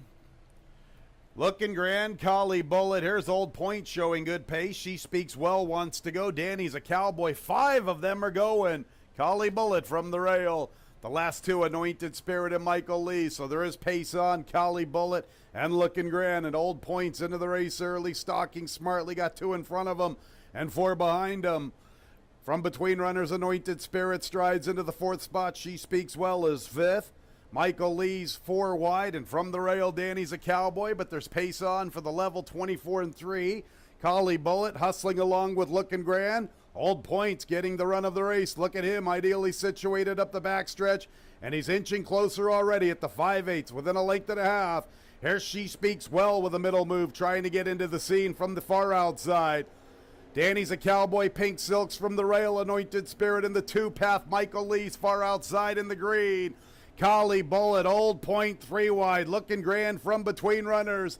These 3 get away from the others. Now it's about 6 lengths to She Speaks Well. Old Point and Collie Bullet looking grand back to third. She Speaks Well's in the fourth position, and the others are doing nothing. Danny's a Cowboy, Anointed Spirit, and Michael Lee's. Old Point can't quite put away Collie Bullet just yet. Old Point has the lead. Collie Bullet tries to stick to him. Looking grand third, then She Speaks Well. Old Point has the lead at the 3/16. Collie Bullet from the inside. Looking grand's trying to re-rally under left-handed urgent. Now Old Point gets away from Collie Bullet. Looking grand makes a move for second. Old Point 1-4. Old Point all aboard. Looking grand re-rallies into second. Collie Bullet trying to hang on for third. He will. Big long shot. She Speaks Well at 76-1 to complete the superfecta.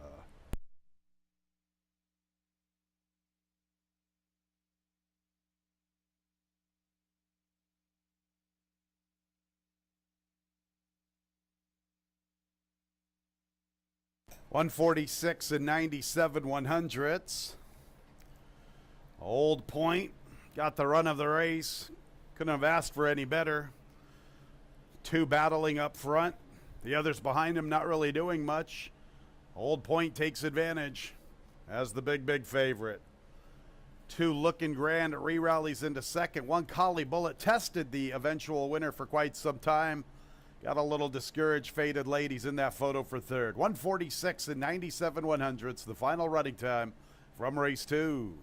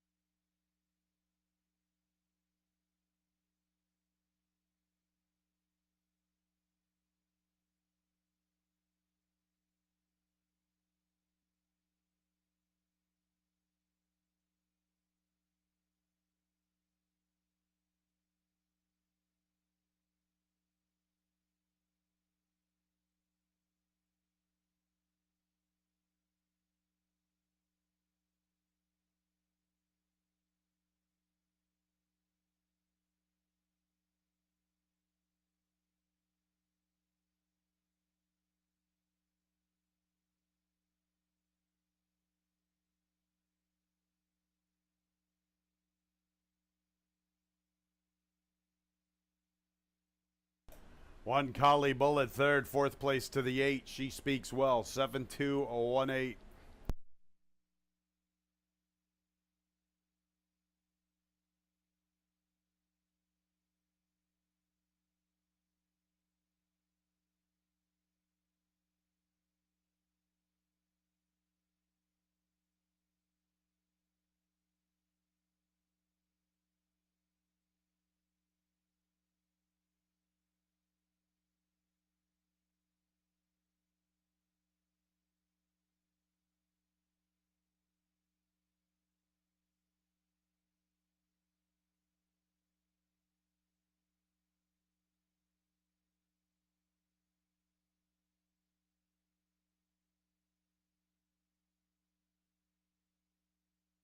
Old Point makes his way into the winner's circle. A 4-year-old chestnut gelding by Curlin out of the dam Helena Bay.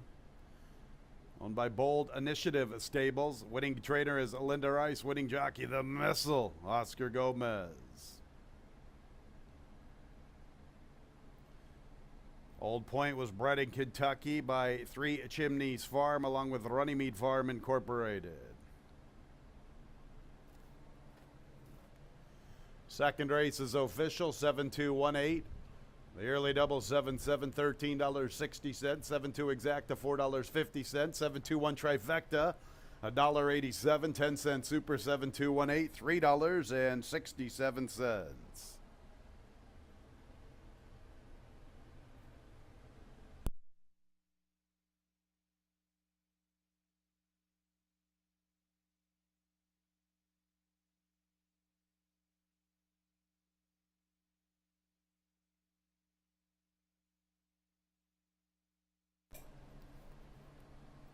Race 3, a 6-furlong affair, 3-year-olds and up.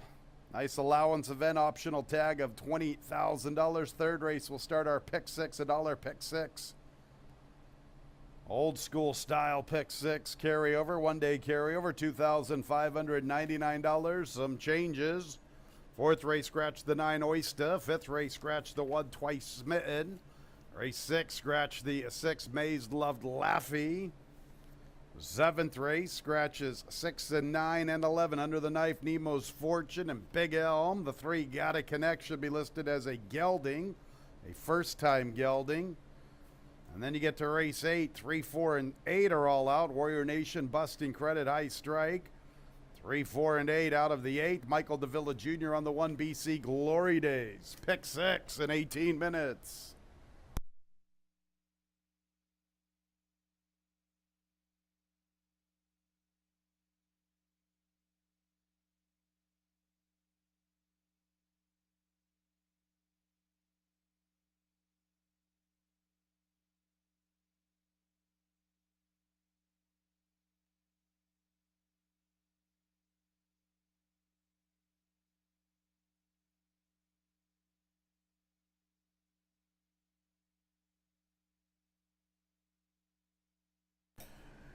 We had a claim from the second race. The winner, 7 Old Point, moves to the barn of Ilmar Loaiza. New owner, Louis Seriani. Louis Seriani claims 7 Old Point. New trainer, Ilmar Loaiza.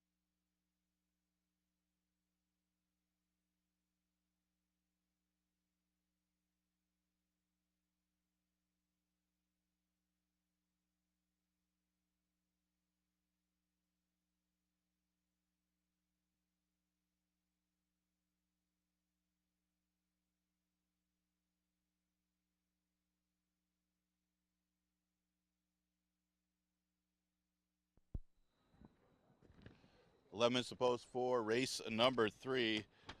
And Old Point, yeah, the horse just had that class. And, of course, the breeding. Also got a pretty good trip under Oscar Gomez, who's been on fire the last couple of weeks. He's up there to 3rd in the jockey standings. Old Point for Linda Rice. She means business when she sends him here, and they go at reduced levels. That one, a $475,000 yearling, breaking his maiden today. The 3rd race starts the $1 pick 6, the 20,000 optional claiming allowance race, and got 3 of them in for the tag. Never Early, Cajun Casanova, and Lohengrin 2. We're going to start with Cajun Casanova. A little bit of a price around 5 to 2. There's a lot of early money on Lohengrin 2 on his return. But Cajun Casanova likes some moisture in the racetrack. A perfect 2 for 2 on and off track. Well, figures the horse is very well bred for the off, a 447 Tomlinson. But this should be actually a little bit easier, as Dr. Blarney is not in here to worry about. He does have Banyan Breeze to worry about as well, as the 2 of them ran together behind Dr. Blarney last time. And Cajun Casanova was caught wide from a 7-post, moves into a 3-post against a slightly easier field, and is a very logical horse in here. The 2-horse Banyan Breeze, 21-1 off of the layoff. Well, he was off a layoff last time. Horse ran extremely well against a tough field to be 3rd, put up a good number, and doesn't mind an off track. I know he's only 1 for 4 on it, but he's got numbers for an off track as well. So if he moves forward from that race, he's going to find himself in the winner's circle. He's just got to keep that form, as this has been an honest horse in the starter allowance condition over the last couple of years. He's not getting much play right now at 6-1, but off of that last effort, figures to be strong. The speed of the race looks to come from the 4 Lohengrin 2, who does like this racetrack. 6 wins in 7 seconds over this course. When he's gotten the lead, he's tough to go by going through allowance conditions. Now, he's had a couple wins on an off track. There have been off tracks that he's run pretty decently on, and there have been off tracks here that he hasn't liked. So I think he'll like this off track. It seems like his running style won't be bad over the sealed good racetrack that we have today, and this is a good sign that he's getting some early play, as Charlton Baker brings him back here to Finger Lakes, so getting some play, a lot of play actually. The 1-horse Never Early draws inside today and gets weight off with the apprentice rider. Could sit a nice trip and get in the number as well. Exacta Tri Super Daily Double Pick 3 and that $1 Pick 6 with a small carryover starts with this race.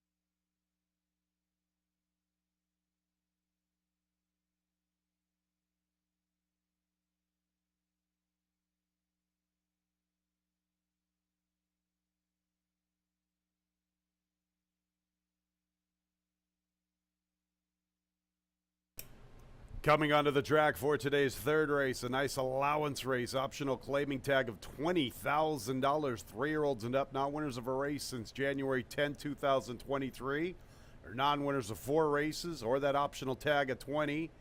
6 furlongs the distance. This is the first leg of our Monday Pick 6, a one-day carryover, a little shy of $2,600. Our third race in about 4 minutes at 2:13.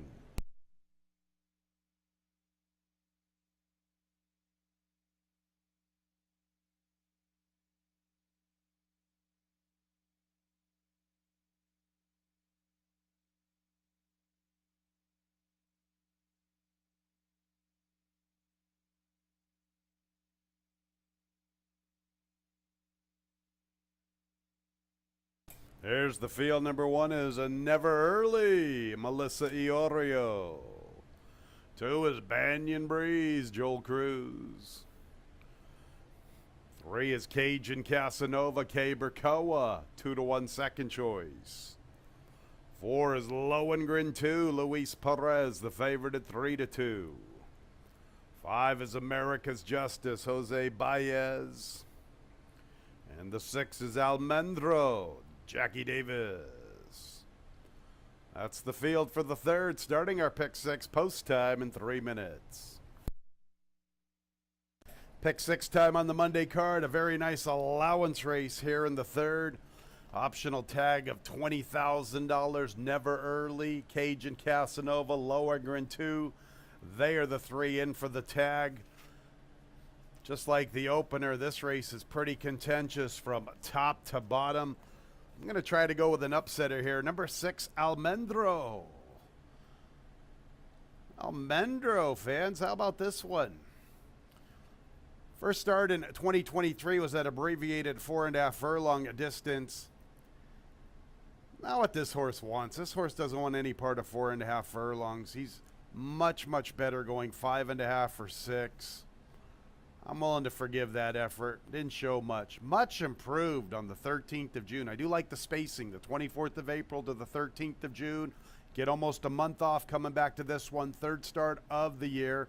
Gets off the rail. Going to be conveniently positioned to the outside.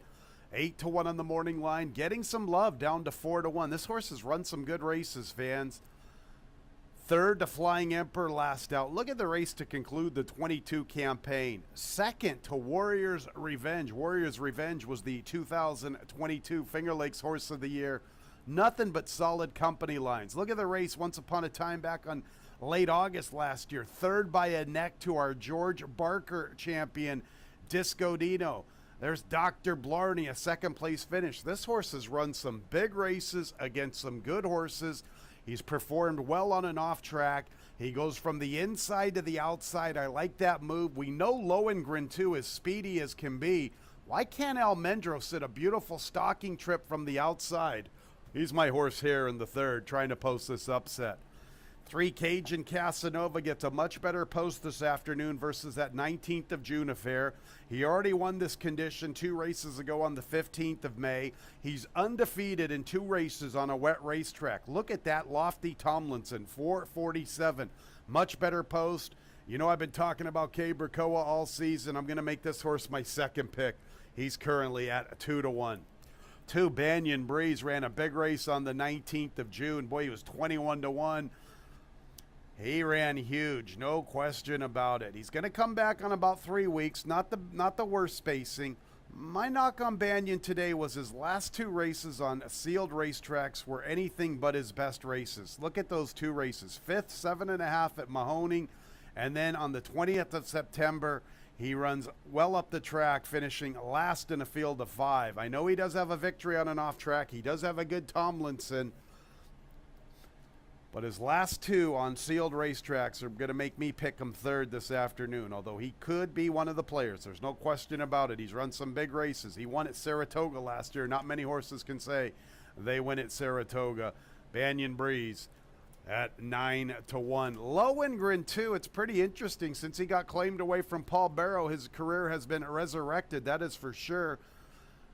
Oscar Barrera, Little Oscar III, he claimed him for $8,000 with his owners, a 3-player stable. They promptly won a 10, Then they run second in a first state bred at Aqueduct. They eventually win the first state bred. Then they run third for 16 and last time run up the track at Belmont in a 25.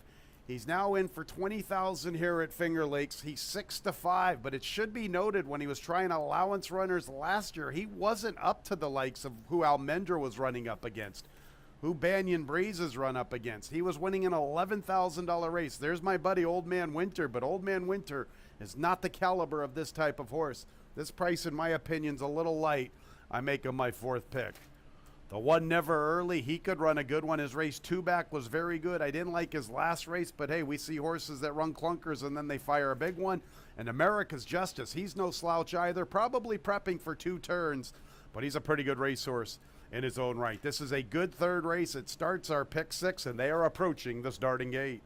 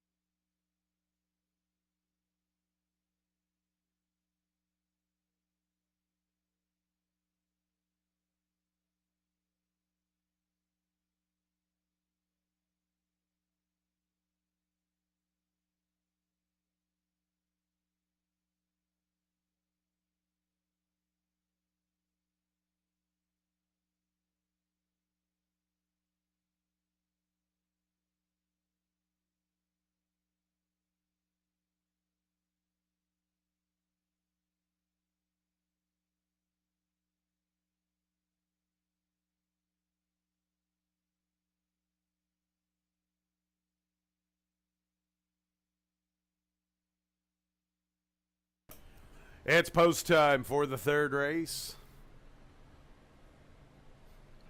Pick 6 time on the Monday card. The carryover a little shy of $2,600. A little shy of new money of $2,500. Cajun Casanova 3-2. Lohengrin 2 8-5. Almendro 4-1. Good field of 6. Here's Never Early. Next will be Banyan Breeze.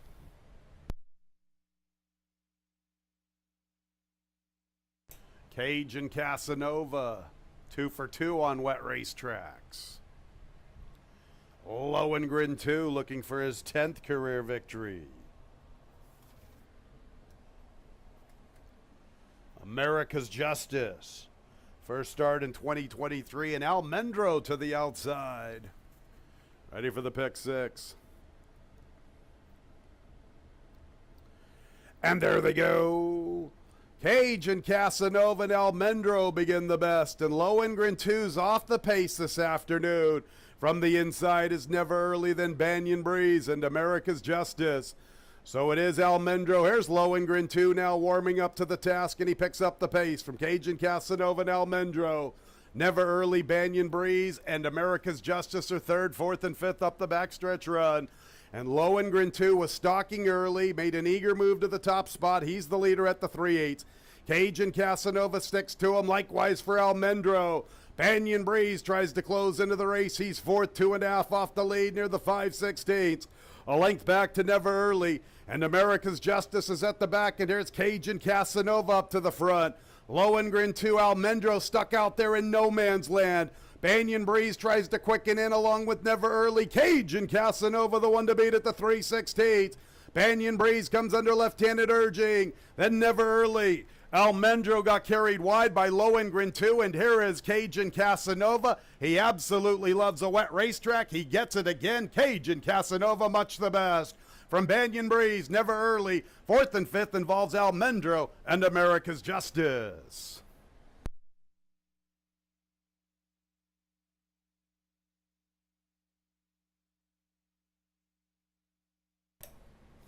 Late money comes in on the right horse, 3, Cajun Casanova.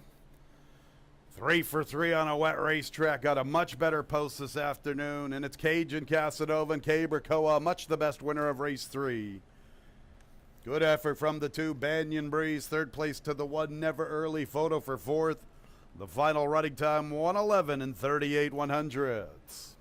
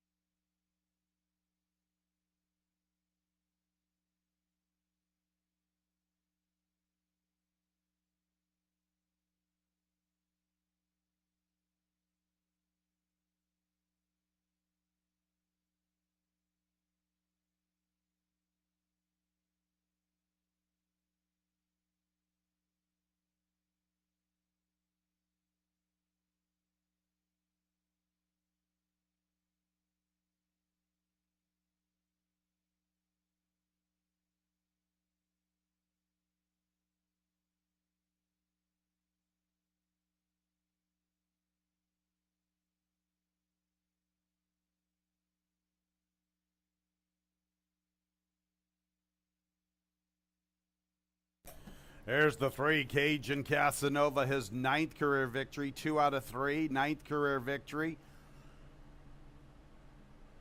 And he's over $325,000 in earnings, 3 for 3 on wet racetracks, a 6-year-old, a bay gelding by Cajun Breeze. Out of the dam, the lady said no. Owned and trained by Anthony Ferraro, having a great season. Likewise for winning jockey Cabercoa. Floridian here, Shady Brook Farm Incorporated, bred this talented Cajun Casanova. In fact, the 2 Floridians run 1-2 on a wet racetrack. The 5, America's Justice, is the horse who finished 4th. 3-2-1-5, 3-2-1-5, unofficially in the 3rd.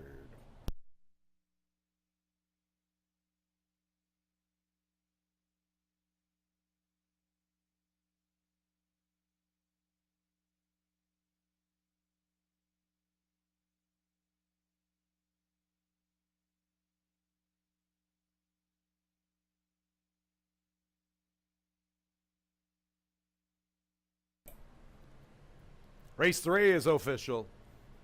3-2-1-5. The double 7-3, $7.30. 3-2 exacta, $17.40. 3-2-1 trifecta, $10.75. The 10-cent Super 3-2-1-5, $12.67. 4th race, scratch the 9, Oyster. Our 4th race in 20 minutes at 2:42.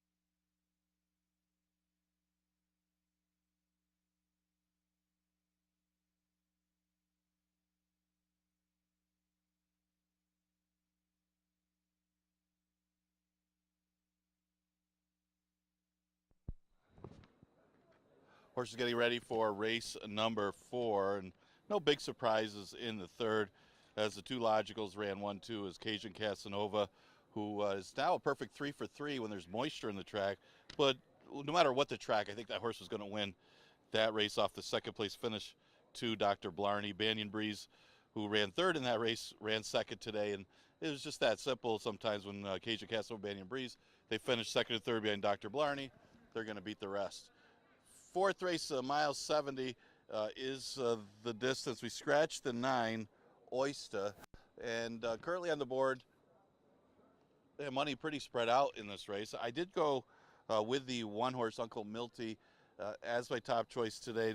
Didn't really like him last time, and he really had no excuse when stretching out. His Tis Lucky just looked like the horse laid over that field, as Tis Lucky probably will see again in the stakes race.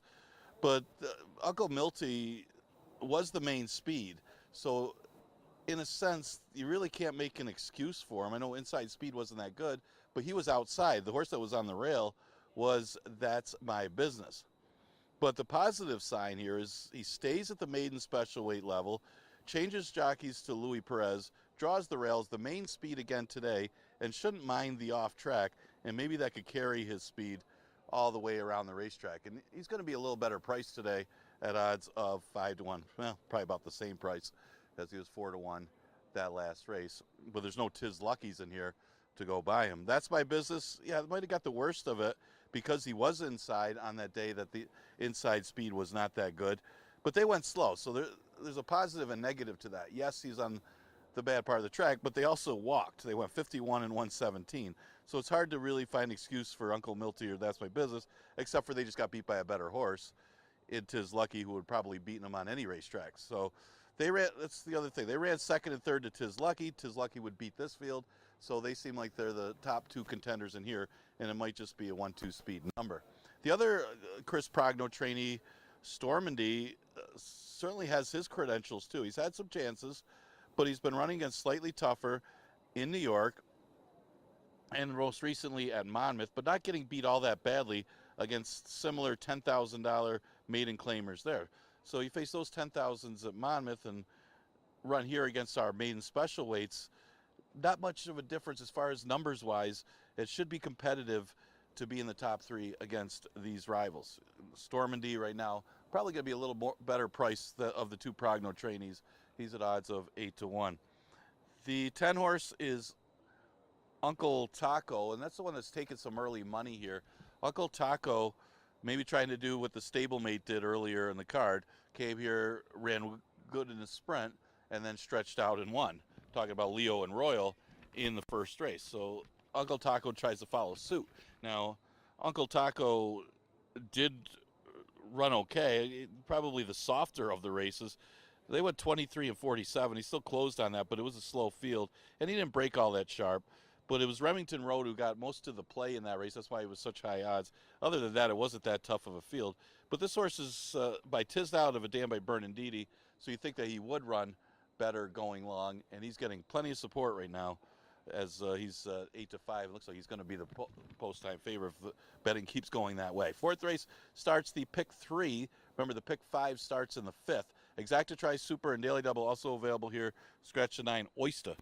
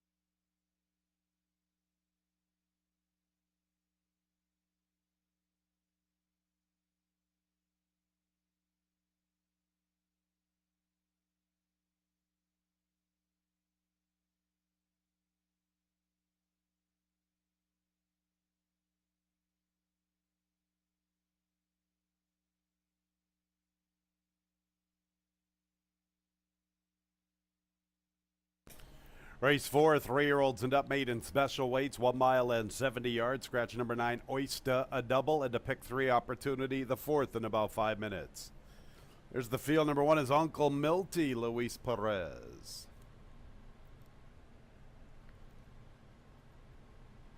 Next will be number 2, Stormandy, Andre Worry, looking for a riding double. As is Oscar Gomez, the jockey aboard number 3, That's My Business. 4 is Jackson Bay, Jeremias Flores. 5 is a Bally Rhythm, Carlos Barbosa. Next will be the 6, Remember Normandy, Emmanuel Di Diego. Number 7 is Mobot, Christian Navarro. 8 is Newport Mittens, Melissa Iorio. Scratch the 9. 10 is Uncle Taco, John Davila Jr., Jeremiah Englehart looking for a trading double. A field of 9 in the 4th, post time in about 4 minutes.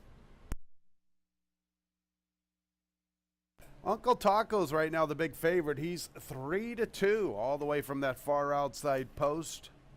Got him picked 3rd. Talk about him here in just a little bit. Going to come right back with Uncle Milty. I was on Uncle Milty on the 19th of June. Ran a pretty good 3rd. Liked Uncle Milty on the 23rd of November at 15-1. He just couldn't quite do it for me. Good 2nd, though, at a big price. This is a sibling to a very talented horse on the grounds named Beta. Beta is very versatile, can win sprinting and 2-turning. Just won a 2-turn route race a couple of weeks ago. This is Uncle Milty's 3rd start of the season.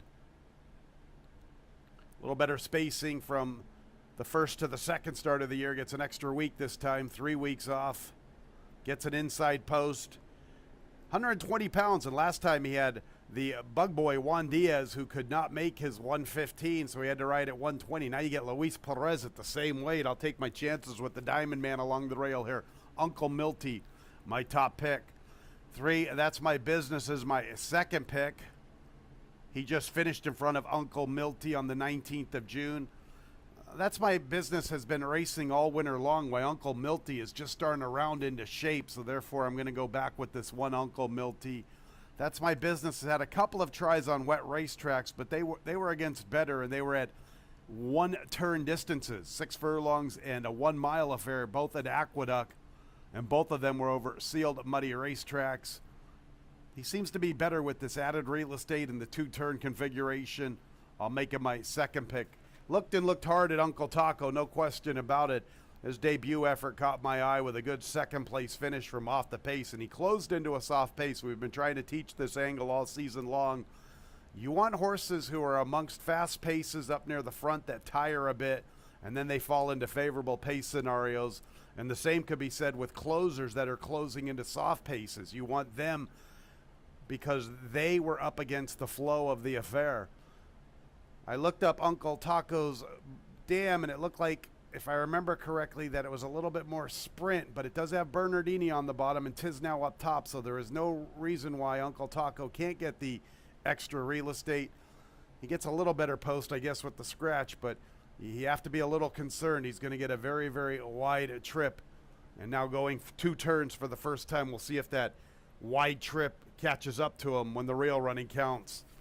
After that, I looked at the 4, Jackson Bay. Still waiting for Jackson Bay to replicate that career debut race. That was his best race, in my opinion. A good 2nd from off the pace in a 1-turn sprint. I like the winner. Nobody rides for free. I think he's a nice horse. I like some of the company lines. Shanty Shack, we saw, ran a bang-up race in our opener. Jitter Juice is a very talented horse. He was a distant 3rd to him. On the 19th of June, I expected a little better effort, but I have a lot of respect for that maiden winner. I thought he was going to run a good race here against Warrior Nation in our 8th race, but unfortunately both him and Busting Credit both scratched out of the 8th race. But Jackson Bay, going to go 2nd time this season, gets a little more real estate. Still waiting for him to replicate that career debut run. I know he's got ability, and at 10-1, he's maybe the horse you want to look at, trying to make a little bit of a price for this try and super. Uncle Milty, going to give him another look here in our 4th race. He's my top pick. Our 4th race offering a double and a pick 3. Field of 9 coming to the post.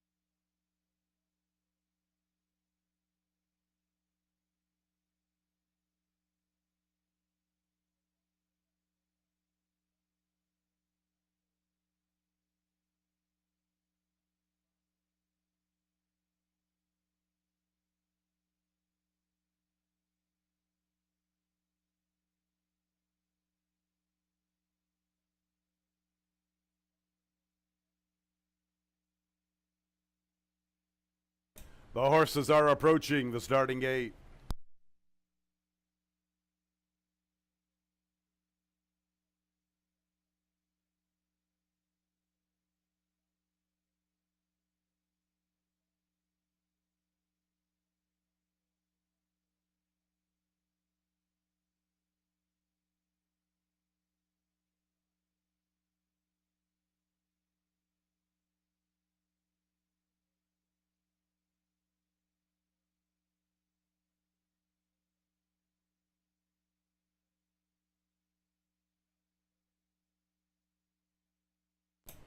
It's post time for the fourth race. Three of them getting the love on the board, the 1, 3, and the 10. The uncles are 5-2, Milty and Taco. That's my business is 3-1. Now 2-1 Uncle Taco, he's the favorite. Uncle Taco the favorite. Uncle Milty's the first one in. Stormandy joins him up next. That's my business. There's Jackson Bay.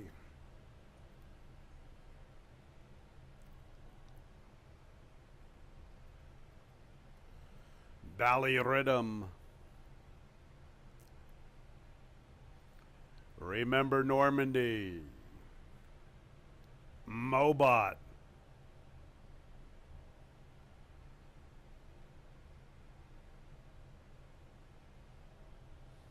Mobot for Lima Horse Racing. Haven't seen Lima Horse Racing here in a few years. Glad they're back. There's Newport Mittens and Uncle Taco to the outside. Uncle Taco at 2-1. Uncle Milty at 5-2. That's my business, 3-1.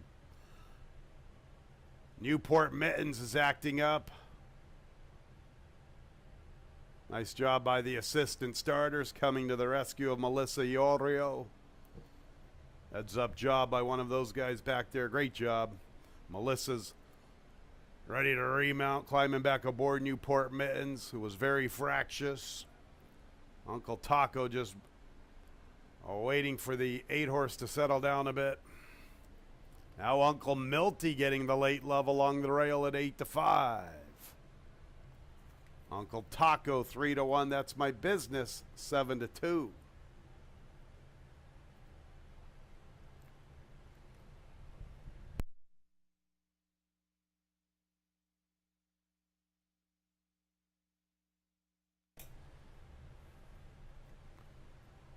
Uncle Taco. Come on, buddy.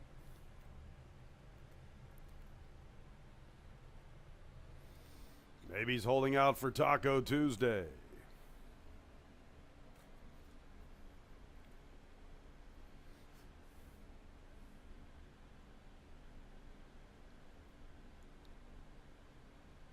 Almost there with Uncle Taco.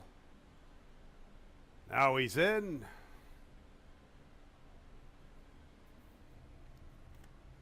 Just about ready. And there they go. Quick start, Uncle Milty from the inside. That's my business is showing some pace. Valley Rhythm, Remember Normandy, Jackson Bay amongst that group. Stormandy from the rail. And I'm going to Newport Mittens, Mobot, and John Davila Jr. takes Uncle Taco from the outside to the inside. And he's content to be the early trailer. Pace on up front with Uncle Milty, kept honest by That's My Business. Jackson Bay forwardly positioned. Stormandy makes a move for third from the rail. Remember, Normandy's in the 5th position, 4 lengths off the lead. About 4.5 or 5 back to Uncle Taco, advancing along the inside. Valley Rhythm, Mobot, and Newport Mittens are the distant 3 trailers. And here comes Stormandy with a big opening along the rail. Uncle Milty's in the 2 path. That's My Business, 3 wide. Jackson Bay a little deep, 4 wide. Remember Normandy's midfield, and he's a little less than 4 lengths off the lead. 2 clear of Uncle Taco. The other 3 are far back. Mobot, Valley Rhythm, and Newport Mittens.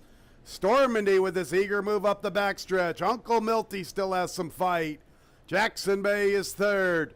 That's My Business retreats. Remember Normandy strides into the 4th spot. Uncle Taco makes a move for 5th. Stormandy's the one to come and catch. Getting away from Uncle Milty and Jackson Bay. Remember Normandy's launching his charge, little deep entering the lane. Uncle Taco's picking up his stride from the inside. Stormandy was put into action very early. Can he get to the wire in time? Uncle Taco showing promise along the inside. Remember Normandy to the far outside. Stormandy, and remember Normandy. It's Stormandy in front. Another one for our leading jockey, Andre Worry. Nice ride. Put him into the race early up the inside. Remember Normandy second, then Uncle Taco. And look at Mobot from nowhere, closing late.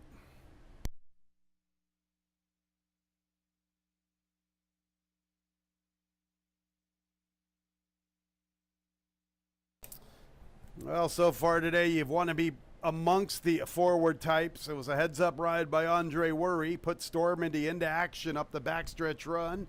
Took advantage of a nice opening along the inside.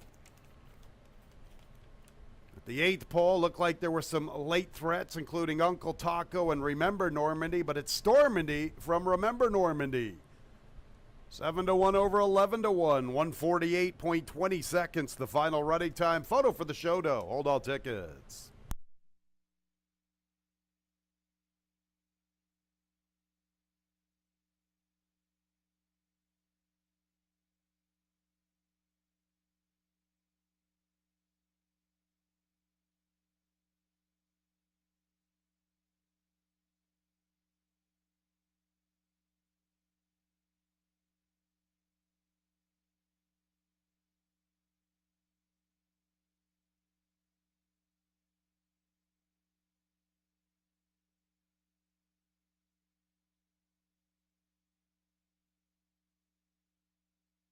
Ten Uncle Taco checks in third. Fourth place to the 7 Mobot at 78-1.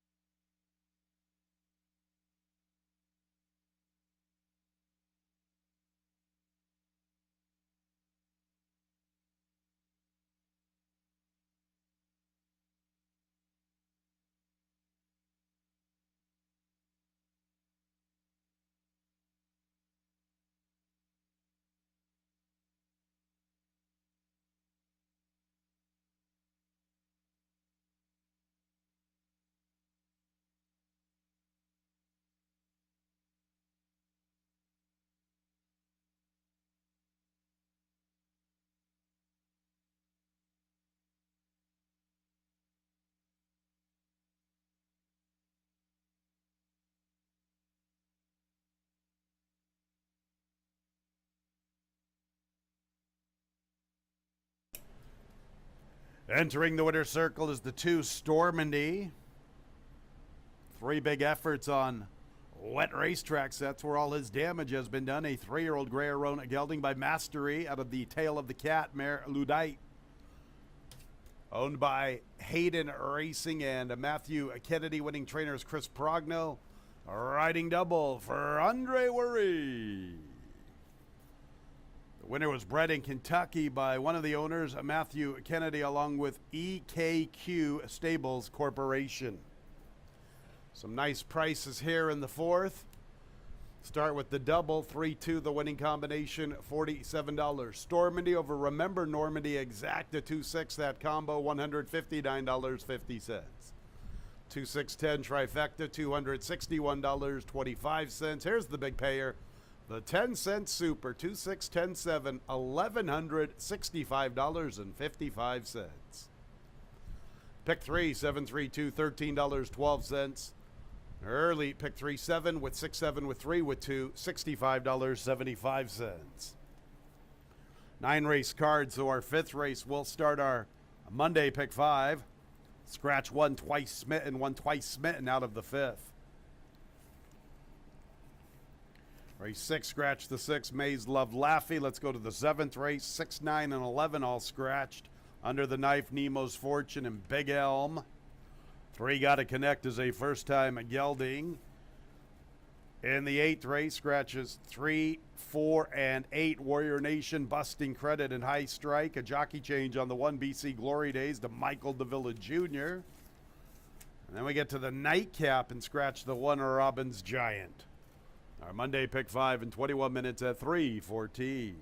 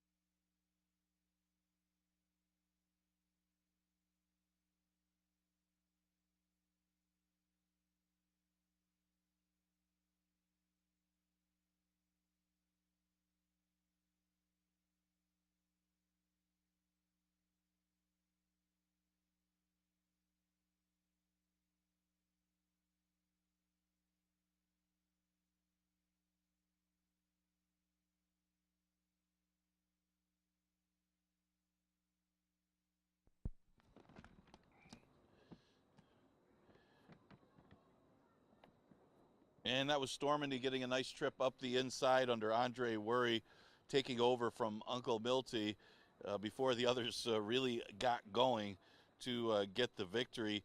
And Stormandy with, remember Normandy is your exacta. Andre Worry for trainer Chris Progno. Now we go to the fifth. Remember, we start the pick 5 with race number 5. And yeah, I mean, I looked at this as far as class. I mean, the class levels, there's a big class difference in some of these horses. You got 6 of the 8 rivals, or I should say 6 of the 7 left as we scratch the 1, Twice Smitten. 6 of the 7 ran for 5,000 in their last start. So what's left is you got a heart-busting girl who takes the big drop in class, which is a bigger drop than what apparently would have been to 11 and 9, because you got a softer field. It comes out of a race won by Queen Aurelia. Queen Aurelia is undefeated at Finger Lakes, something like 6 for 6, and was awfully tough that day as well. And Heartbusting Girl was caught wide in that race. Was her first start off a layoff since November, and now she's back in against the 11 and 9s and a weaker 11 and 9 when the rest of the field all ran for 5,000 their next start. And with Twice Smitten scratch, she looks like one of the major players just on the class drop. The 7 Fast Fran's going to get some play. Fast Fran, as you see, speed hasn't been bad, as you got to be close anyway the first half of the card. And Fast Fran does have that kind of early speed. And she earned every bit of that last victory going 6 furlongs as she battled the whole way. And it wasn't like speed was that great that day either, but she was able to hold off Treater Like Star in that $5,000 race. This isn't much tougher as mentioned, because most of the rivals started for 5 in their last start. Well, we do scratch the 1, Twice Smitten. That was a late scratch. Exacta Tri Super Daily Double, and the pick 5 starts with this race.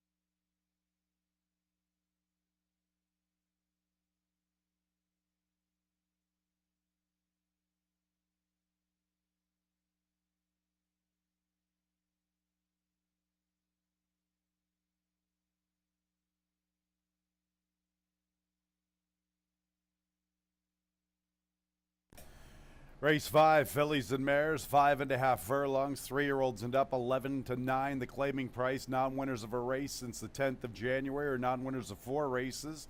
Scratch 1 twice smitten, field of 7 commencing our Monday pick 5. And post time is in about 6 minutes at 3:14.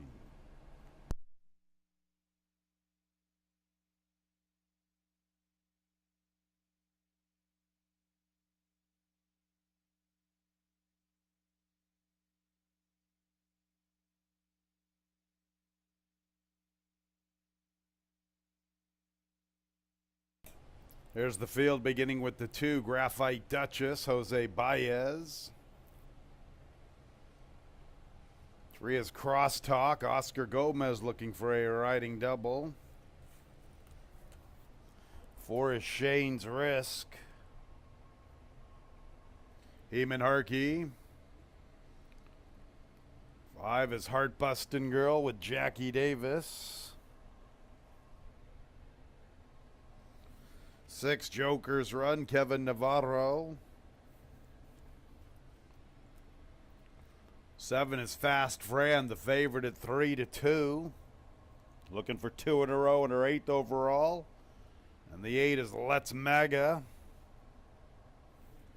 And Michael Davila Jr. Good way to start our Monday pick 5, post time in about 5 minutes.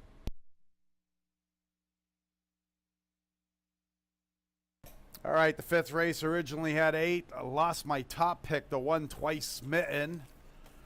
Got the 5 Heartbustin' Girl in that spot instead. I do have a little bit of concerns with Heartbustin' Girl. She's coming back awfully quick, not my style of spacing. Also, Heartbustin' Girl, mostly the spacing. She is coming back very, very quick. I was somewhat surprised she didn't run for this 11,000 in her initial start of the season.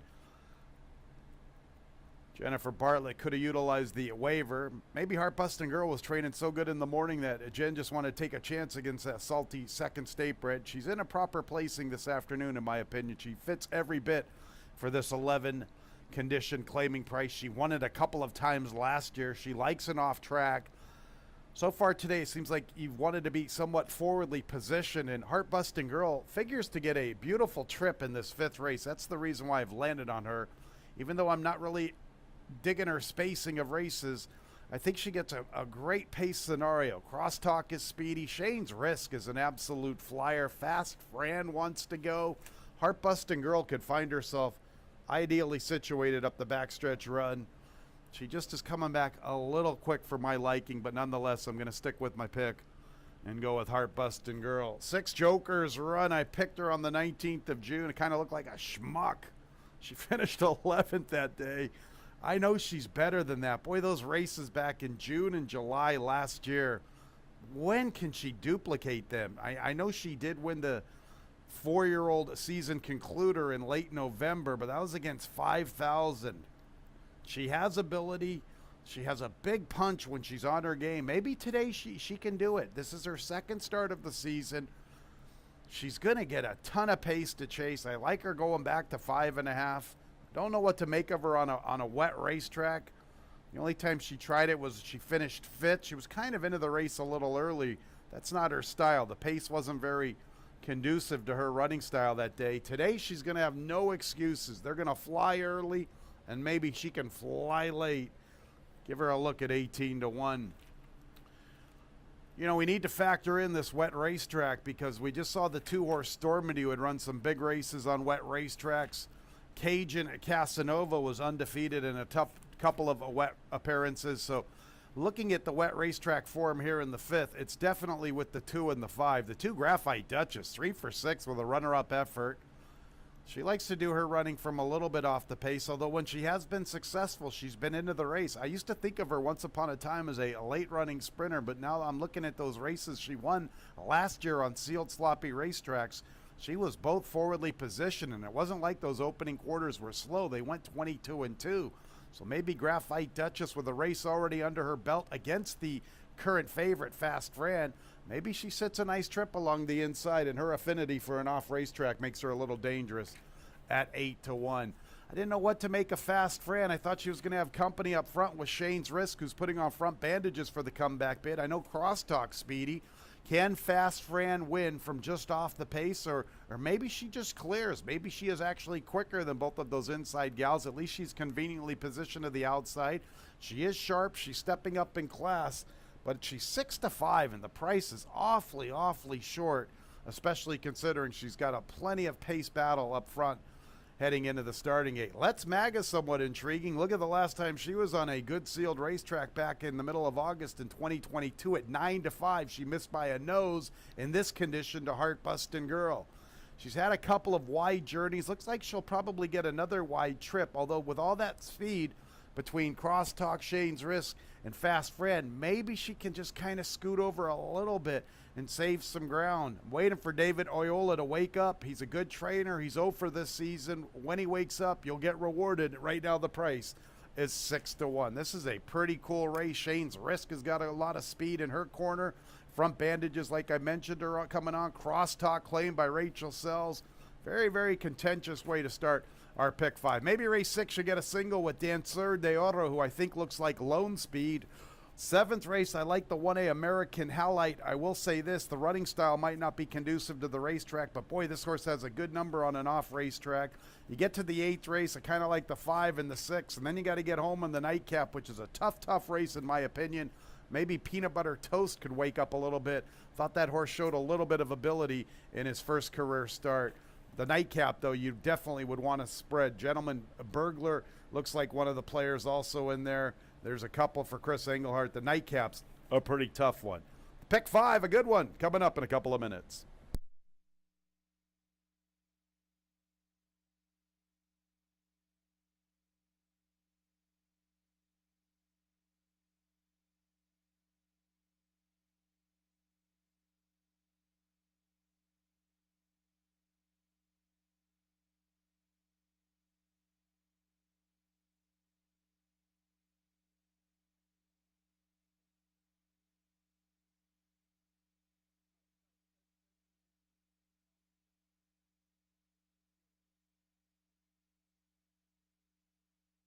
The fillies and mares are approaching the starting gate.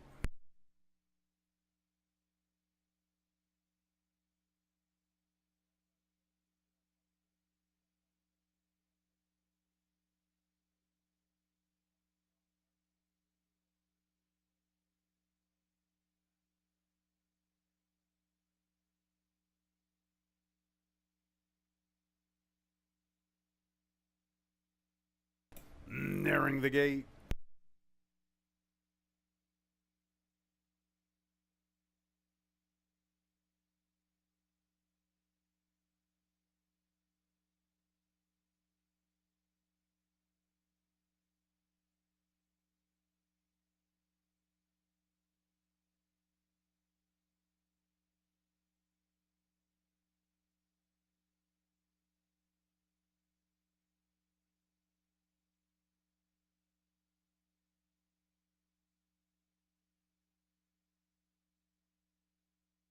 It's post time for the 5th race. Fast Fran is the favorite at 7-5. Heart Bustin' Girl is 5-2. Here's Graphite Duchess. She loves an off racetrack 3 for 6 with that one runner-up effort. There's Crosstalk, very quick yell from the inside. Shane's Risk equally as fast to her outside. Throw in Fast Fran. Legitimate pace here in the 5th. There's Heart Bustin' Girl. Joker's Run, a late runner. Then you get Fast Fran and Let's Maga the last 2. Fast Fran is the clear-cut favorite at 7-5.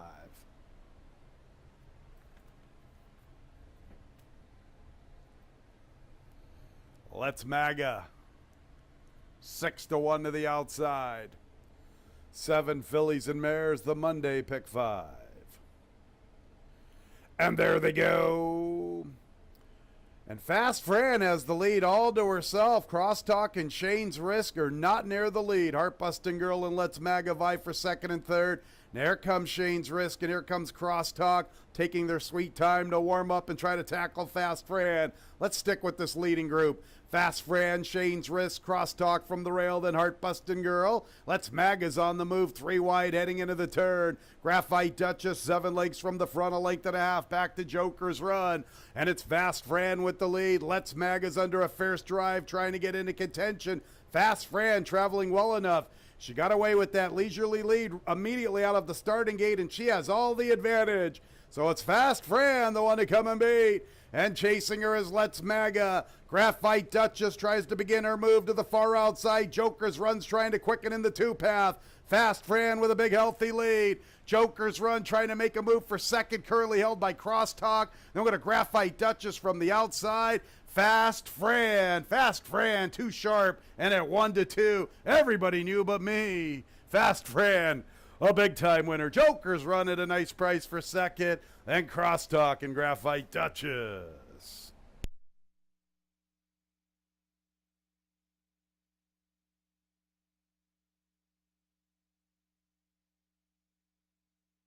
This game will humble you, that's for sure. Everybody knew but me that Fast Fran was live today, 1-2.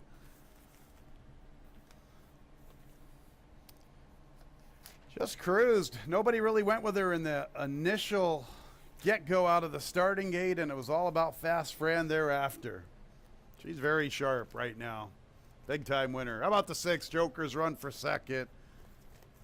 At least she gives me a little bit of credibility. Onto the 3, then Crosstalk. Then the 2, Graphite Duchess. 7-6-3-2, 7-6-3-2. 1 minute 6 and 26/100ths the final time.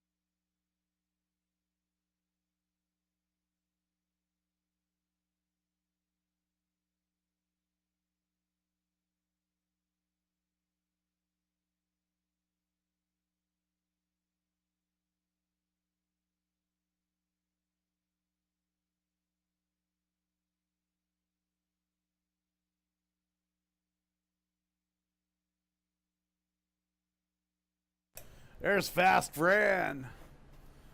2 in a row, her 8th career victory. She's a 6-year-old chestnut mare by Alpha. Another one for Alpha today. Smart Eyes, the winning dam, owned by Laurel Least and Ann McDonough. Ricky Schaefer, the winning trainer, winning jockey. Jeremias Flores, New York bred by one of the owners, Laurel Least, along with Dr. William Wilmot. 7-5 down to 1-2. Everybody knew about Fast Fran. Well, just about everybody. Race 5 is official. 7-6-3-2. That double 2-7, $29.20. 7-6 exact to $51.50. 7-6-3 trifecta, $112.62. 10-cent super 7-6-3-2, $66.20. 3-2-7 pick 3, $22.62.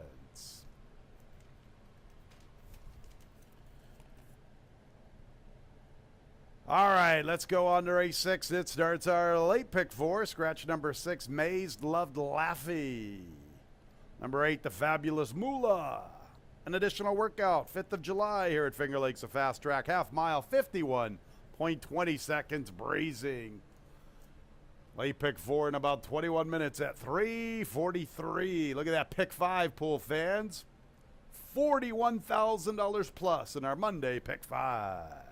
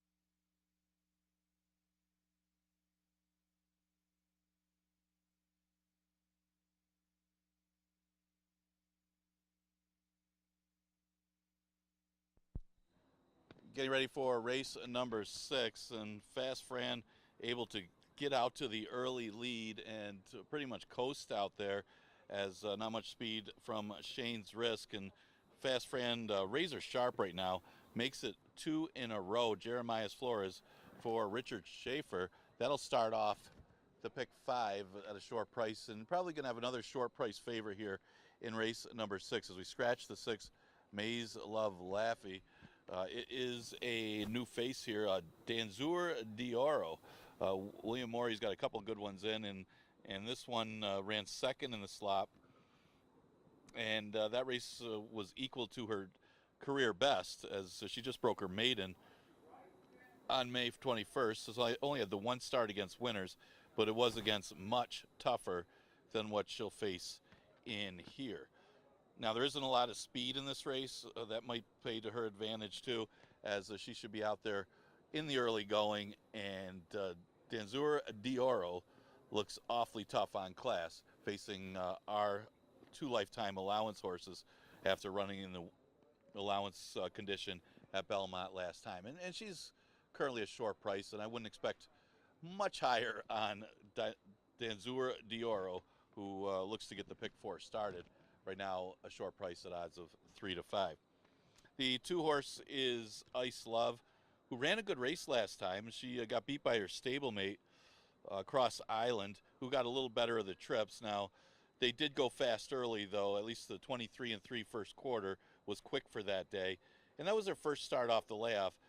But she was wide in that race, and after breaking outward, she put in a nice late run. And she was closing quickly, just couldn't get by her stablemate late. Now, if she moves forward from that race, second start off the layoff, maybe she can make things interesting with the big favorites. She looks like a big threat in here, and she's at odds of 4 to 1. The 7 Flurry of Roses, more of an underneath type, as she does have a lot of seconds and thirds. She's 1 for 24 in her career. That's why she's still in the 2 lifetime. But it's run against maiden special weights and allowance horses. Not like she's running against claimers. She often hits the board, and she doesn't mind moisture in the track either. Considering she's 1 for 24, she's 8 for 10 in the top 3 on off track. So hard to leave her out of tries the supers, but you also have to be somewhat brave to put her on top of tickets too. But she is a threat to be hit the board here, and maybe one you almost got to use underneath. The 3 horse Sweet Sensation, did have a rough trip as she got caught behind horses trying to come up the inside, as Ice Love with a wide trip came on the outside. What thing you say about Ice Love? At least she had a clear run. Sweet Sensation had to alter and get her momentum back, and she just was no threat after that. She probably wasn't going to win the race anyway, but she would have been a little bit closer. That was after stepping up in class after running against the 11 to 9s. So a cleaner trip today for Sweet Sensation. Could put that horse in the try and super as well, but a lot of them are up against it. If Danzura Dioro runs back to her last 2 maiden races, she should be awfully tough. She's at odds of 3 to 5. 7 minutes to post for the 6. Again, we start the late pick 4 with the 9 race card. Exacta Tri Super and Daily Double offered here. Scratch a 6. Maze Love Laffy.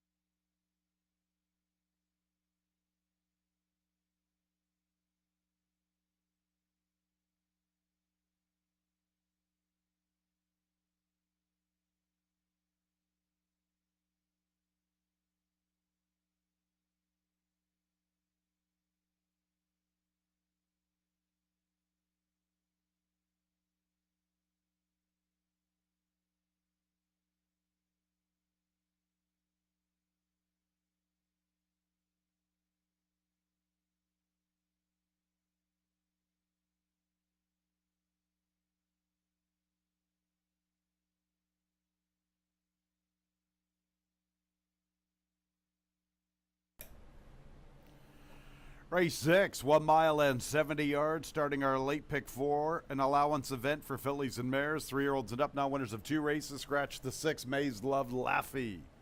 1 Unbridled Terrain, Oscar Gomez looking for a riding double. 2 is Ice Love with Luis Perez and Anthony Ferraro looking for a training double.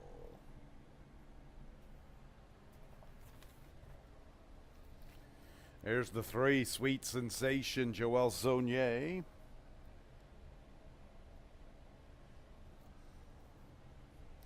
4 is Skip the Parade. Onto the 5, Danceur de Oro. Reylu Gutierrez, the big favorite, 3-4. Scratch the 6, 7, Flurry of Roses, Kevin Navarro. There's the 8, the Fabulous Mula, Carlos Barbosa. Skipping the Parade was the 4, Grandma T with Michael Davila Jr. About 5 minutes until the 6th. Couple of short prices that are definitely the 2 to beat, the 5 and the 2. The 5, Danceur de Oro, looks to have a big pace advantage, at least on paper. 2 back, victorious in the 7 furlong sprint at beautiful Belmont Park against a salty maiden special weight state bred group, winning by an authoritative 6 3/4. Bolt de Oro out of a Tisnow mare. Danceur de Oro comes to Finger Lakes for Billy Morey. Reylu Gutierrez, she is the one to beat. 3 starts on and off track with 2 seconds and 1/3. She is 4-5. 2 Ice Love ran a very good race on the 20th of June. I believe Cross Island was a short priced favorite, and Ice Love tested her. Looked like she had some momentum at the 8th pole.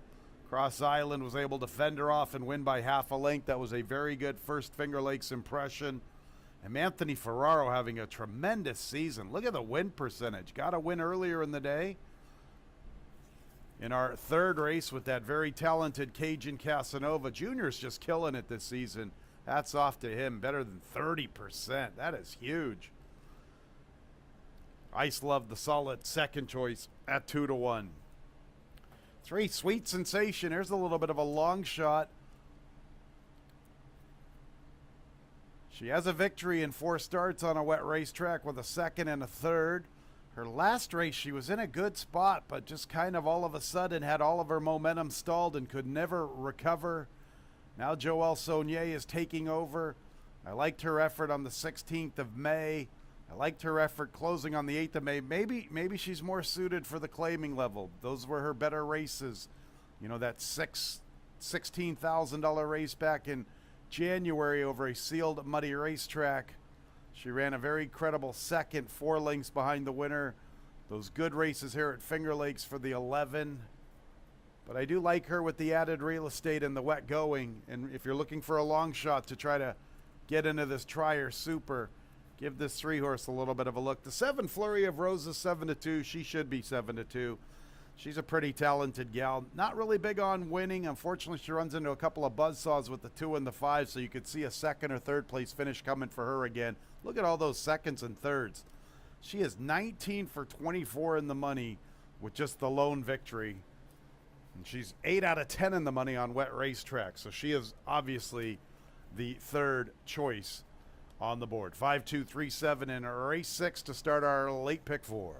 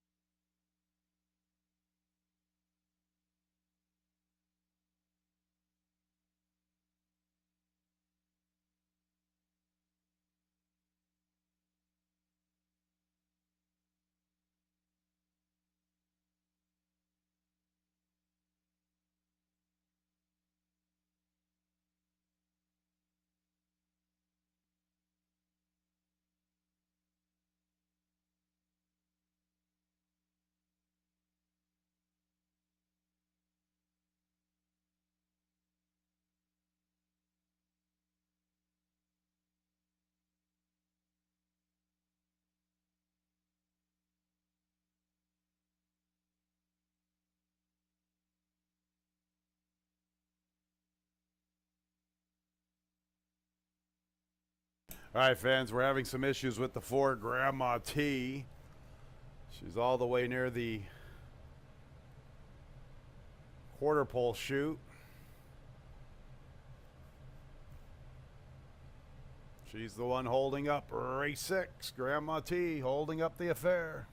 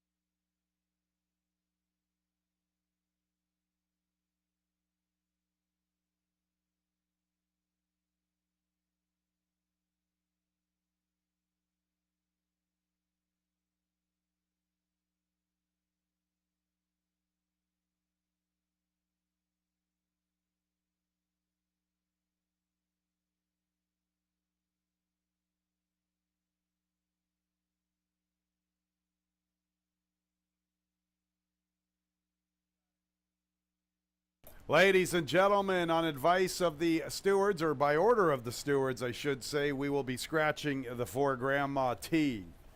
Grandma T was acting up, kind of stuck between the 3/16 and the quarter pole, refusing to make her way to the starting gate. Subsequently, the stewards have decided to scratch 4 Grandma T. By order of the stewards, we do have a late scratch number 4 Grandma T. Refunds, win, play, show wagers, exacta, trifecta, superfecta wagers, and the double starting here in race 6. Concerning the late pick 4, you will automatically receive the post-time favorite. You'll get a consolation of the double that started in the 5th race and a consolation version of that pick 3 that started in the 4th race.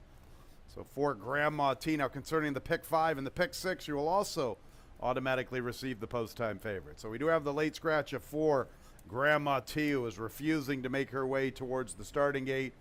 And the stewards have scratched her. By order of the stewards, late scratch 4 Grandma T, nearing the gate for race 6.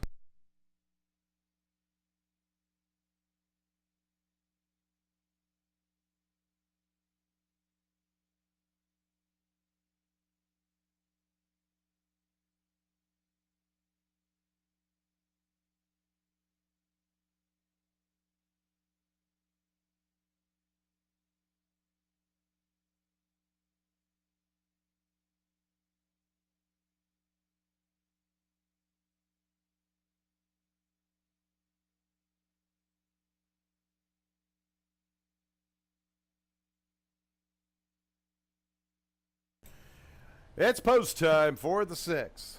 Down to a field of 6. Earlier scratching the 6 Maze Love Laffy. The late scratch of 4 Grandma T. The 5 Dancer de Oro, the big favorite. 3 to 4. The 2 Ice Love, the solid second choice, 9 to 5. And then you get the 7 Flurry of Roses, the definitive third selection at 4 to 1.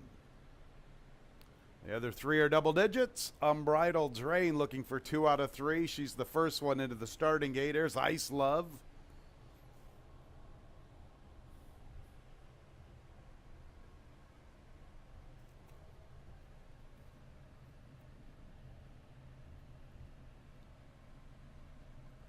Ice Love is situated. Here comes Sweet Sensation.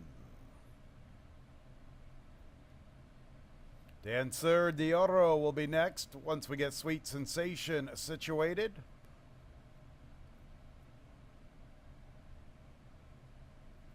And Sweet Sensation is in. Here is the big favorite, Dancer de Oro, Raylu Gutierrez for Billy Morey. Flurry of Roses, 19 for 24 in the money, just the lone victory.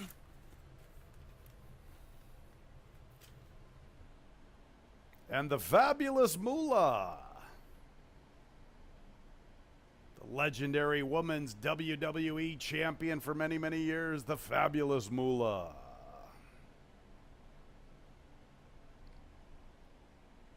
Lay pick 4 time. And there they go. Unbridled's Reign is showing pace, but here is Danseur de Oro, the favorite, coming away with the top spot as expected. Flurry of Roses forwardly positioned from third. Ice Love is in the 4th spot.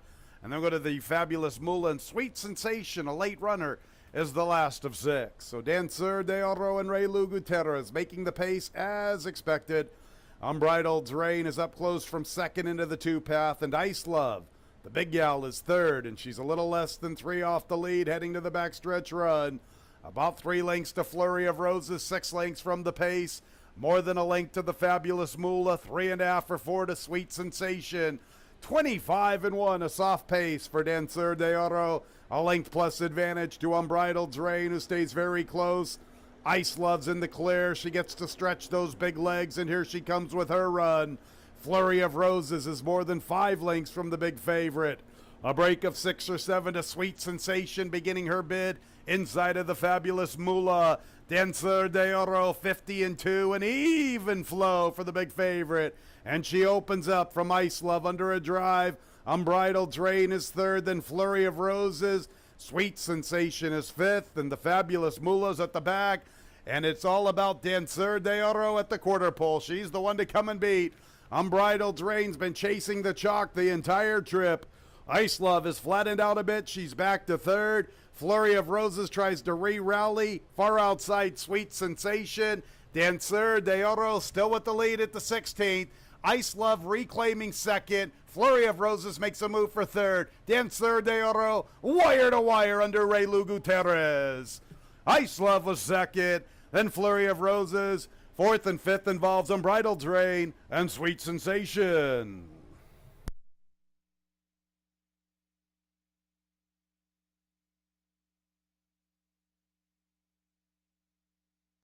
Pace makes the race. She was the pace on paper. She was the pace in the race. She's stronger now in the gallop out than she was in the race. The fractions were so soft, and her gallop out is pretty strong. The 5, Danseur de Oro, a wire-to-wire winner under Raylu Gutierrez. 2, Ice Love checked in 2nd, 3rd place to the 7, Flurry of Roses. We need a photo for 4th, 146 and 42/100ths, the final time.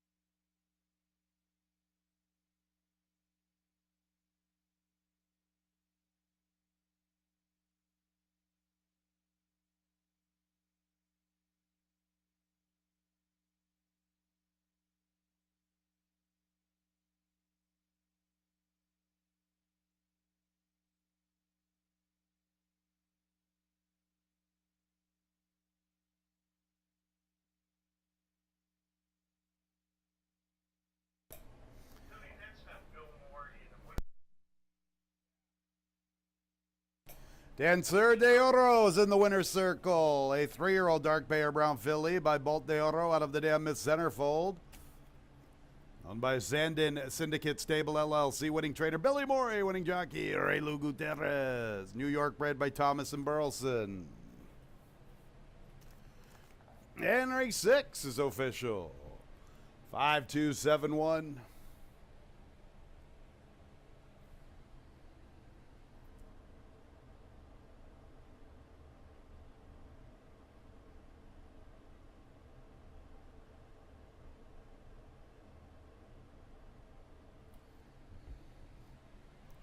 The double $755.20. You're reminded for Grandma Tia late scratch that consolation 7-4 double $3.10.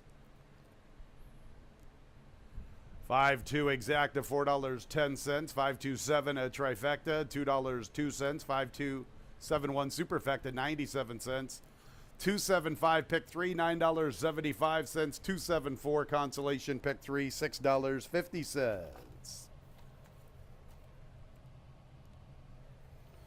On to the 7th race 3. Gotta Connect is a first-time gelding. For Flowing River, an additional owner, Dennis Sweeney. Scratches 6, 9, and 11 under the knife. Nemo's Fortune and Big Elm. And the 8-5 Destinations has an additional workout. 5th of July, Finger Lakes Fast Track, half mile, 50.20 seconds. Breezing out of the gate.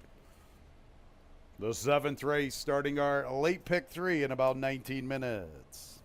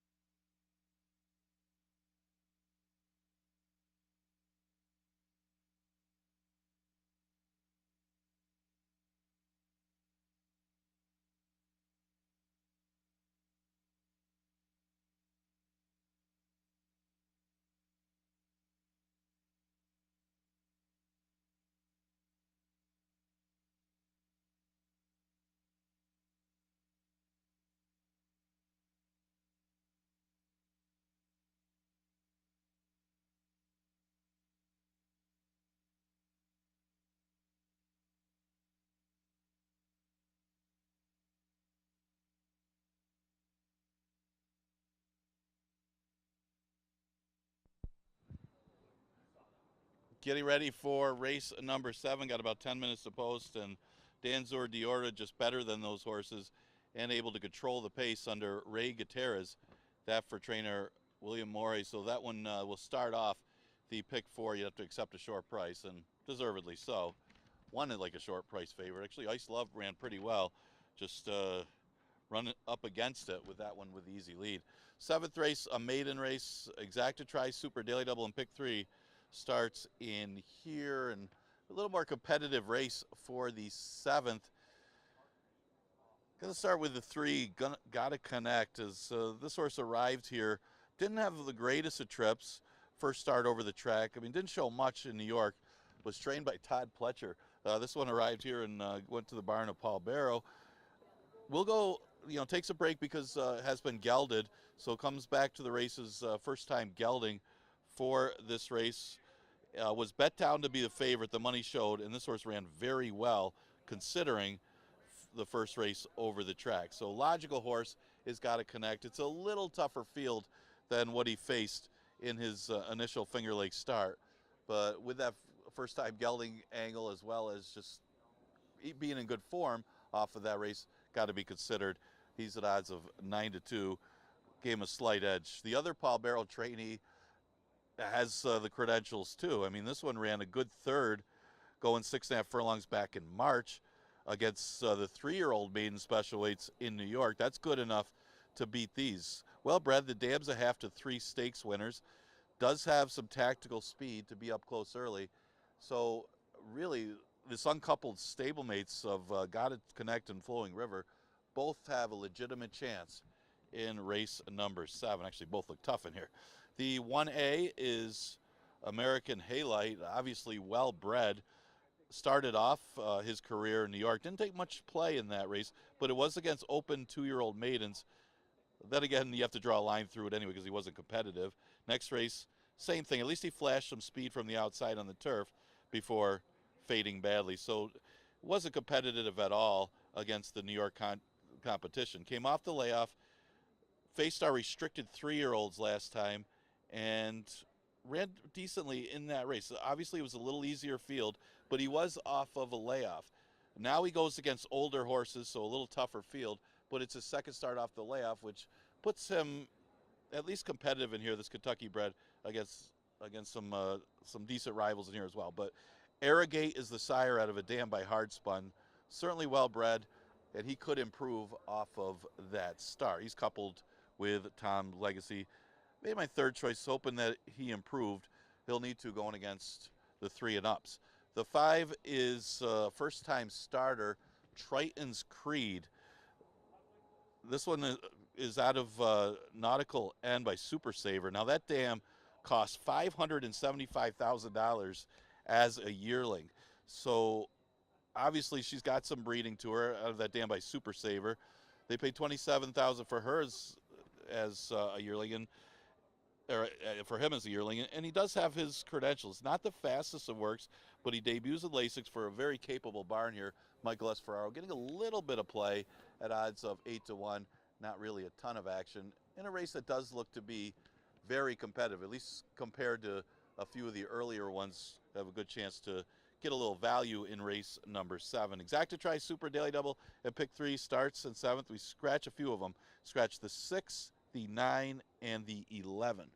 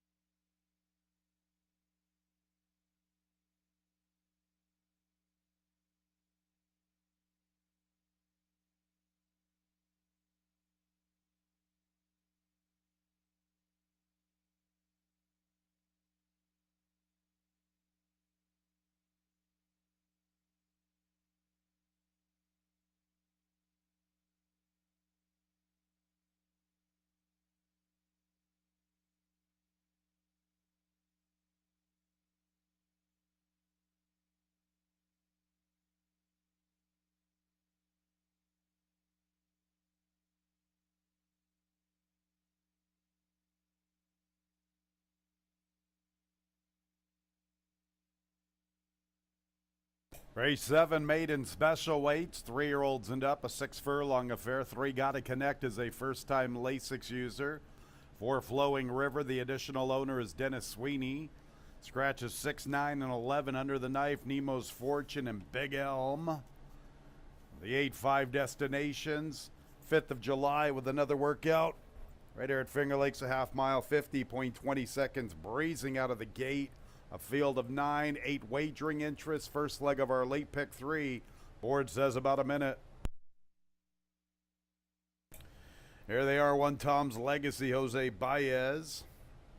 Stablemate 1A American Halite and Jackie Davis. 7-2 for the Boosie Bartlett duo. The 2 is God Bless America, Emmanuel Di Diego.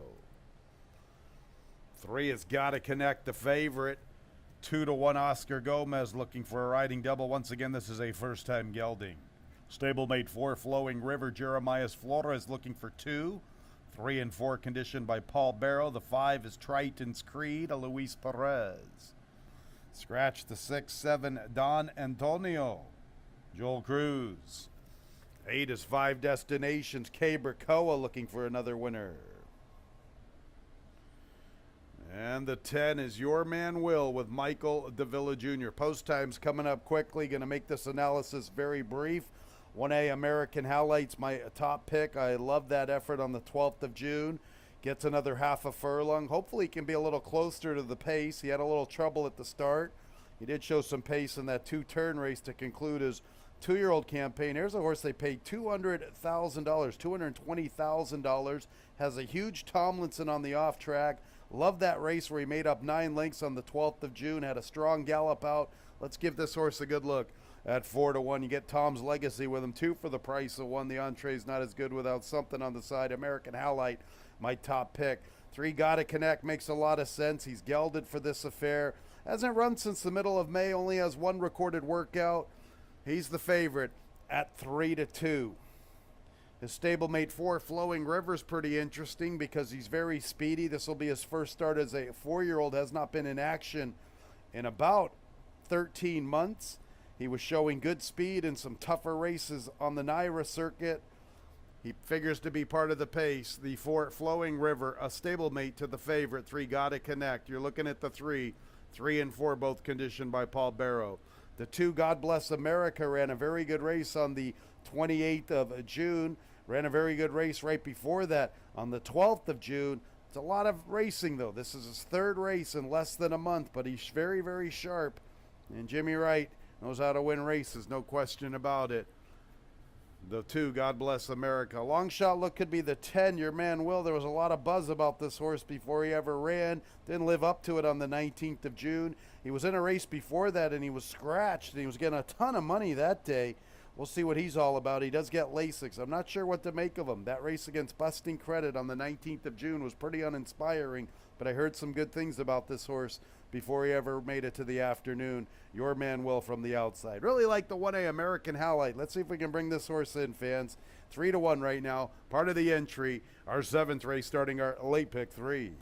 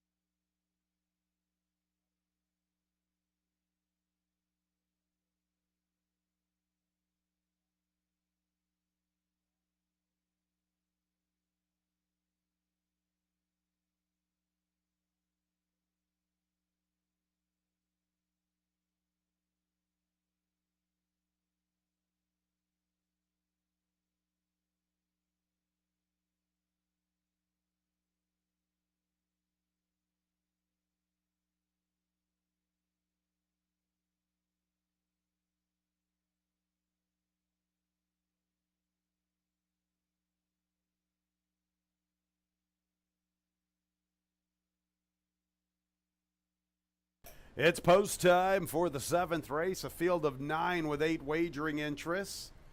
3 Gotta Connects, the big favorite at 6-5. The stablemate 4 Flowing River is 3-1.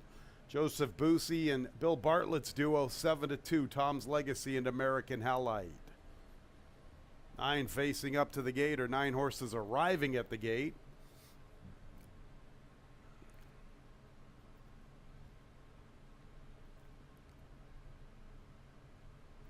God Bless America will be the first one in.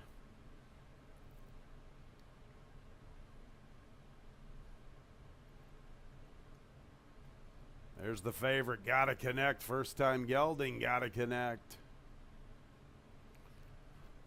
Flowing River, his stablemate, 3 and 4, conditioned by Paul Barrow. There's Triton's Creed. Triton's Creed, one of 2 debuters. Don Antonio, the other debuter. And here comes Don Antonio. Next will be Tom's Legacy, then 5 Destinations, Your Man Will, and American Halite.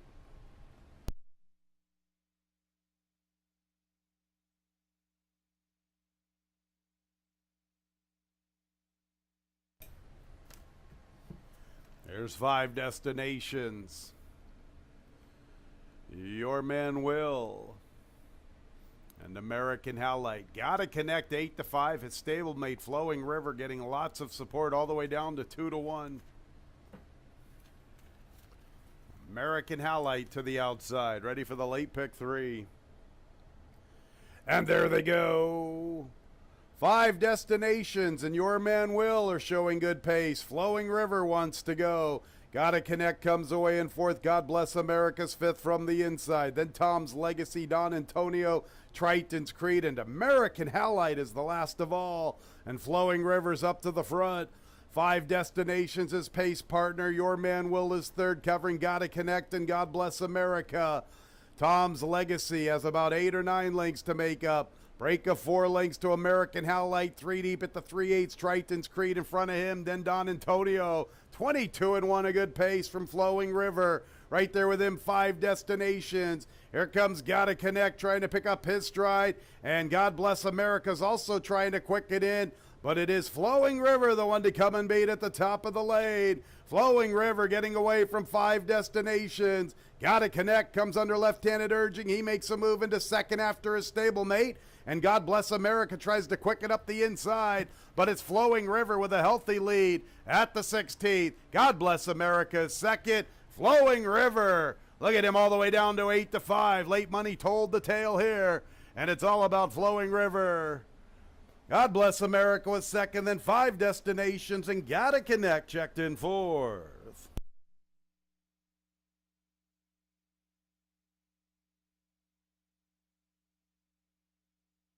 This horse got lower and lower. He was 3-1 going into the gate. 2-1 before they sprang the gate. And now he's 8-5 under the wire, and he won like a good thing. 112 and 35 100ths.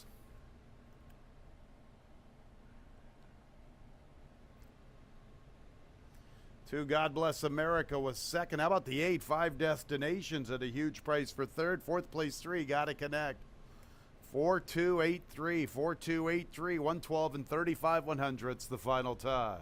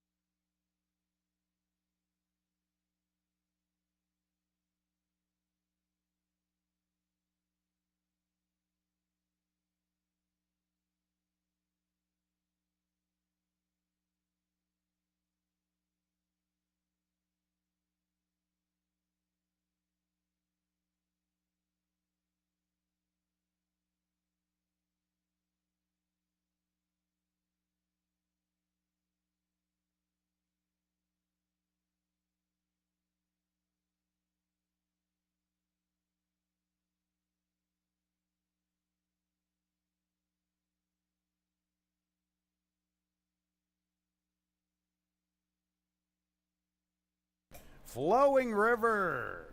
Money was flowing in on Flowing River. 4-year-old Dark Bear Brown gelding by Lauban out of the dam Flomar. Owned and trained by Paul Barrow. Winning jockey Jeremias Flores. Another one for Jeremias. Winner was bred in New York by Seacoast Thoroughbreds of New England.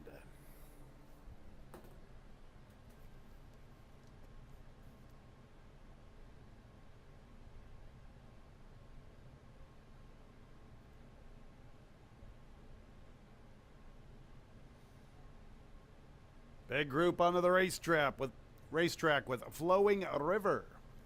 And race 7 is official. 4-2-8-3, that exacta $16.60. The trifecta $64.50. A 5-4 double $7.50. And the 10-cent super 4-2-8-3, $33.65. On to the 8th race, scratches 3, 4, and 8. 3, 4, and 8 out of the 8. The 1 BC Glory Days, Michael Davila Jr. The 8th race starts the late double. And post time is in about 19 minutes at 4:45.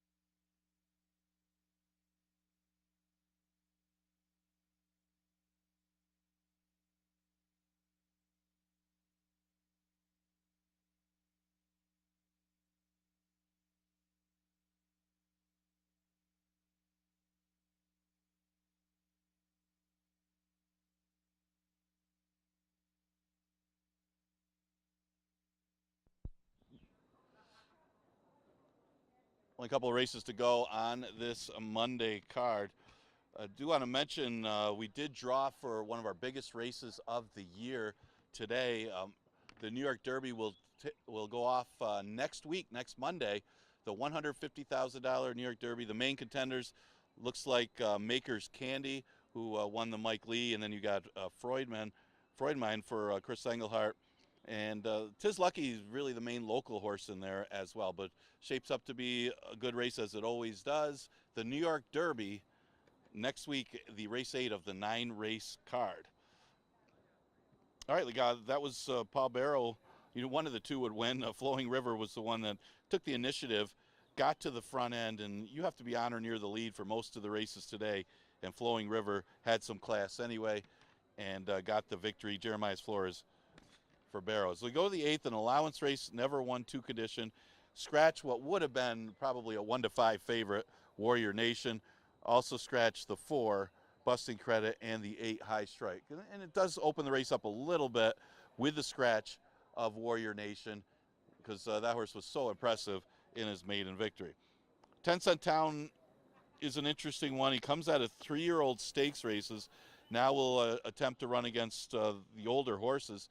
And it's really tough to gauge. His numbers are comparable to the rest of this field. He's been going off prices and hasn't really been competitive to be in the top 3 in those New York Stallion Series races in New York. He broke his maiden, though, against special weights at Aqueduct, and that race might be good enough to run well here. He's got speed, which you need to have, and he can lay close with the inside speeds of the 1 BC Glory Days and the 2 Lieutenant Sam, who both have really good early speed. So he's going to get some play out of those stakes races, and Ray already came in and got a victory for William Murray earlier in the card. This one comes off the turf. He's at odds of 3-5 and a logical horse. The 6, Pop Coyer, won as the favorite. He had some anxious moments in there, had to wear down the Cadillac Kid in his first start over the track. It was only 5.5, and they did go 47, pretty slow. But this one was running against maiden special weights in New York before coming here and getting the victory. So perfect 1-for-1 here. The big question is, can he rate? I mean, yes, it's been a track that's favoring horses that are close up, but the question is, does he go sit right off of BC Glory Days Lieutenant Sam and can make a run and pass horses? I guess that's a big question. He was close up last time, but didn't really pass horses. He was with the pace the whole way. But he's a logical horse off of a good race and a good number last time. 6-1 is the price on Pop Coyer. Mention the 1 BC Glory Days. The advantage he has, he might be slightly quicker than Lieutenant Sam, and he's inside of Lieutenant Sam. So that could be an advantage for BC Glory Days if he's able to pop out there to the lead over Lieutenant Sam, and he should be able to get the lead, but he's going to get pressure, as this horse had a lot of route speed before turning back and still showing his sprint speed last time, and just got caught late after adding blinkers by Fiery Heart. And the blinkers seemed to help, as he ran a very good race, first race over the track. So he's dangerous on today's racetrack, depending on how much pressure he gets. BC Glory Days getting a little bit of action in here. And Lieutenant Sam also going to be pushing the pace, as he did get the lead by himself last time. No real excuse, as he faded to be 3rd. See if he can run a little bit better today on this racetrack. He is 1-for-1 on an off track, even though that was over a good track. That was only 4.5 furlongs. Those are some of the horses that I liked here in the race number 8. Exacta Tri Super and Daily Double is offered. Scratch the heavy favorite, the 3 Warrior Nation, the 4 Busting Credit, and the 8 High Strike.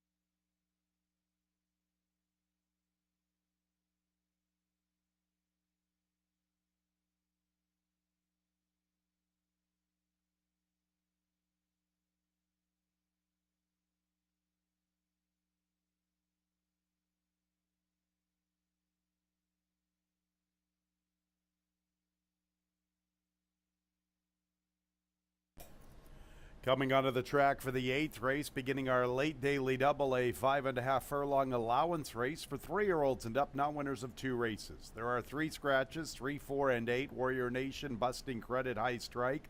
3, 4, and 8 scratch from race 8. A jockey change number 1, BC Glory Days to Michael Davila Jr.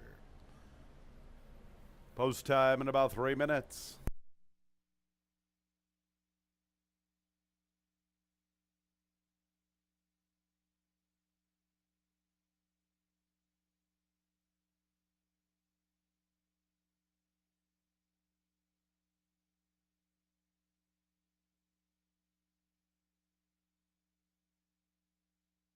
Here they are, 1 BC Glory Days. Michael Davila Jr. picks up the mount. 2 has skipped the parade. Onto the 5, 10-cent town. Raylu Gutierrez and Billy Morey looking for doubles. The favorite at even money. 6 is Pop Coyer, Kevin Navarro. He's looking for 2 in a row, as is the 7, Captain of My Heart, Jackie Davis, the jockey. Onto the 9, Cody's Express with Stephen Frett. 10 is Moon Hunter, Cabercoa looking for 2. 1 skipped the parade. That was the 2, Lieutenant Sam. Andre Worry looking for a riding triple. Lieutenant Sam's looking for 2 out of 3. That's the group for the 8th. There's Lieutenant Sam. Post time in a couple of minutes. All right, fans, a couple more races on this Monday card. The 5, 10-cent town is the favorite. My top pick, even money, Billy Morey, Raylu Gutierrez. They already got there with 1 of the 2 today. They lost the opener, but they strolled in race number 6 with the big favorite, a 5, Dancer de Oro. 10-cent town deserves the top billing, especially with the scratches. Boy, I was really looking forward to seeing Warrior Nation compete today. Busting Credit's another one that I'm really fond of. This race had the makings of being a very, very good one. The field size has been reduced now to 7, and 10-cent town's the one getting all the love. Big victory, 3 back against that maiden special weight group at Aqueduct, forwardly positioned that afternoon. Reedsdale out of a tribal rule mare. The maiden victory was so good that Billy Morey and the Connections decided to step them straight up into stakes competition. 6th and 8th place finishes. Much more realistic spacing, or placing I should say, this afternoon. He fits very nicely here. Look at those 2 efforts to start his career, back-to-back runner-up efforts. 1 at Belmont and 1 at Saratoga. Look at the horse who beat him in start number 2, Acoustic Ave. That's our Aspirant and New York Breeders Futurity champion, and recently finished 2nd in our Ontario County Stakes to Looms Boldly. 10-cent town, the horse to beat. He can be forwardly positioned. Looks like there's good speed to his inside. Should sit a cozy trip. If he's not on the lead, he's right there pressing. This is the horse to beat, no question about it, at even money. What about the 6, Pop Coyer at 5-1? Liked his maiden victory. Took a lot of money that day here at Finger Lakes in the middle of May. Has a couple of works since. Been off for almost a couple of months. He was odds on that day. He had to earn that victory. The Cadillac Kid really tested him. The Cadillac Kid then exited that affair and had the misfortune of running up against Warrior Nation. We'll see what Pop Coyer does this afternoon. The interior fractions of that maiden special weight race say he will be winning from off the pace if he's going to win today. I don't see him getting the lead against BC Glory Days, Lieutenant Sam, and 10-cent town. Pop Coyer, my second choice, at a 6-1. Making a pretty good impression on the racetrack. The 1 BC Glory Days outran his odds on the 21st of June. Took a big effort from Fiery Heart, who rattled off a couple in a row. BC Glory Days had the outside post. Today gets an inside post. Not a big win machine. 1 for 30 in his career, but all the good seconds and thirds. And just under $140,000 in earnings. The racetrack has been favoring horses who have been forwardly positioned. BC Glory Days will be one of them. 5-6-1 for me as far as the late double. The 9th race, I'm not really in love with a lot of horses. Maybe Peanut Butter Toast could be my top pick. He is my top pick. I picked him on the 26th of June. And he really rock and rolled early and faded. Maybe that race will teach him a lot. They're bringing him back quick. Ricky Schaefer already with a victory, and Jeremiah Flores with a hot hand. Peanut Butter Toast, my top pick in the nightcap.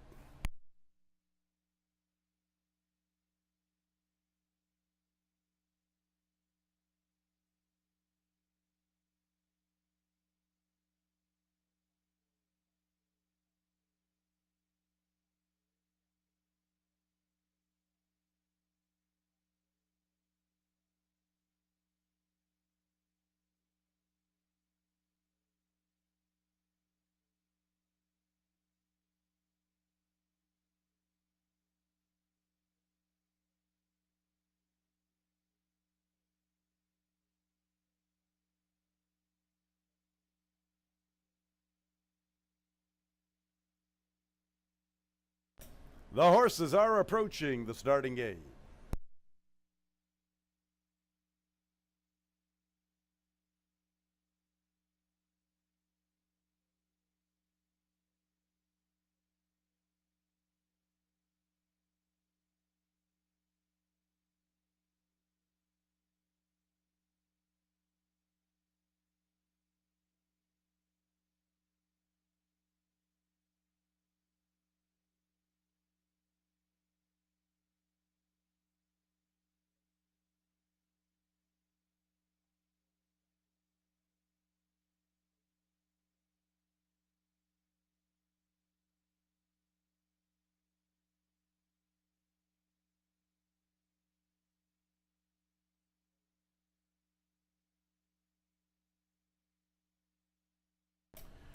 It's post time for the 8th race.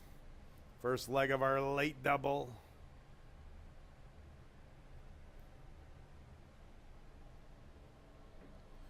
Four to 5, 10-cent town. 4 to 1 BC Glory Days. 9 to 2 Lieutenant Sam. 5 to 1 Pop Coyer. There's Pop Coyer.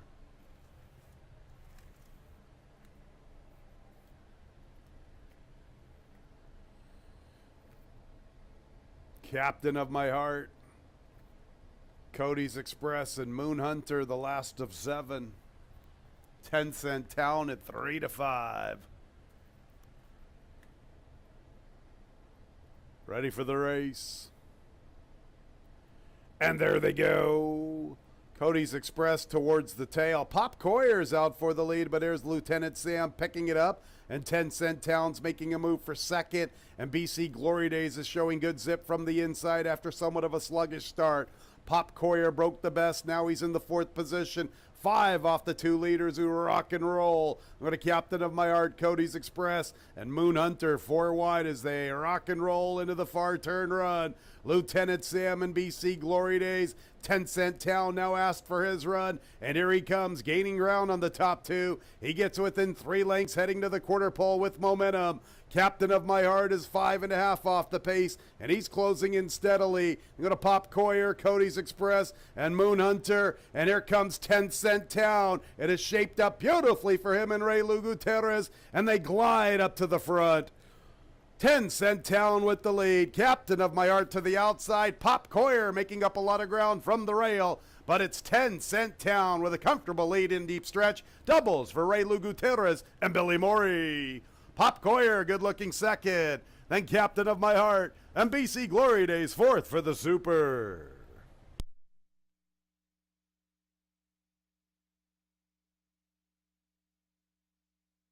Stroll in the park for 10-cent Town.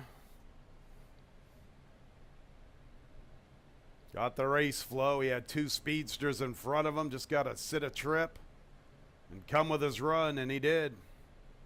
10-cent Town at 2 to 5. How about Pop Coyer up the inside? Good run from him from off the pace.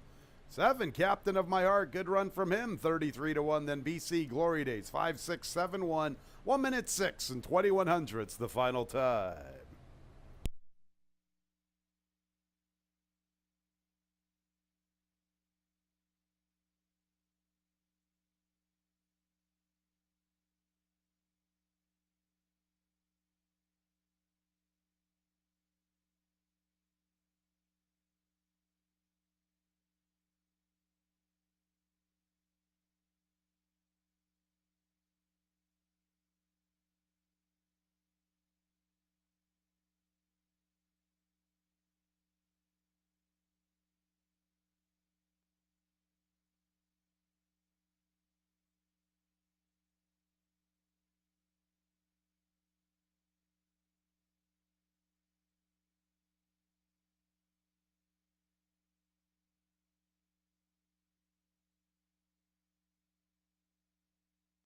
10-Cent Town is in the winner's circle. 3-year-old Bay Colt by Reedsdale. Out of the dam Eleanor Rugby. Owned by James Redicop and Stefan Ferrario. Billy Morey with a trading double, a riding double for Raylu Gutierrez. The winner was bred in New York by Hidden Lake Farm LLC.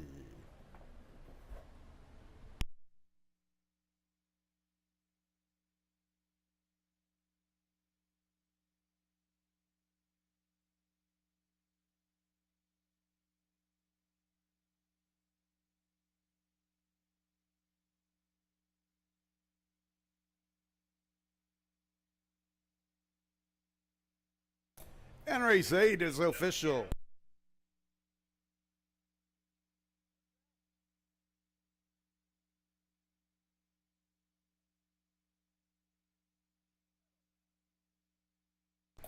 Race 8 is official. Getting harassed by my stewards. 4-5 double, $8.60. A 5-6 exacta, $9.50. 5-6-7 trifecta, $16.37. 10-cent super, 5-6-7-1, $7.40. All right, those pick 6 numbers, best of luck with them. $360 for 6 out of 6, 5 out of 6, $4.55. One more race to go on the Monday card. Scratch the 1 Robbins Giant. 3 Cashel Kitten, 1 pound over the 8 MCRR, 4 pounds over the weight. 3 and 10 have additional workouts. 3 Cashel Kitten. 6th of July here at Finger Lakes Fast Track. 3/8, 35.20 seconds breezing. And the 10 Zucker race on the 5th of July here at Finger Lakes, a fast track, a half-mile move, 50.30 seconds breezing. 9 in the Monday nightcap, post time in about 19 minutes at 5:13.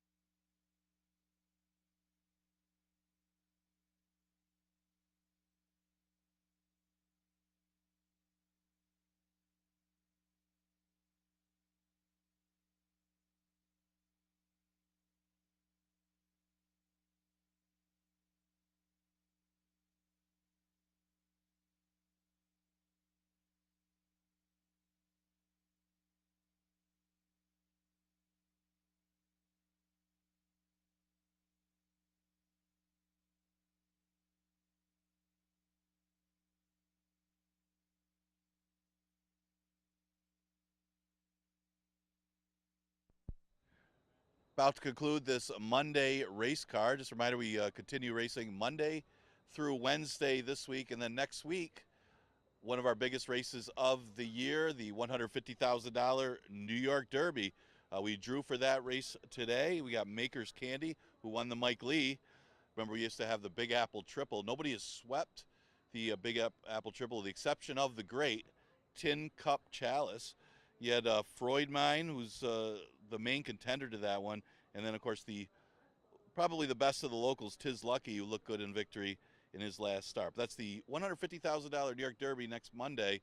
That'll be the 8th race on the 9-race card. Looking back at race number 8, yeah, you figure 10-cent town to get the trip, as BC Glory Days Lieutenant Sam provided the speed, and Ray, of course, always having the horse in the perfect position. That's why he's one of the tops in the country as a rider. He won 2 races on today's card, so quite a successful return home for Ray Gutierrez.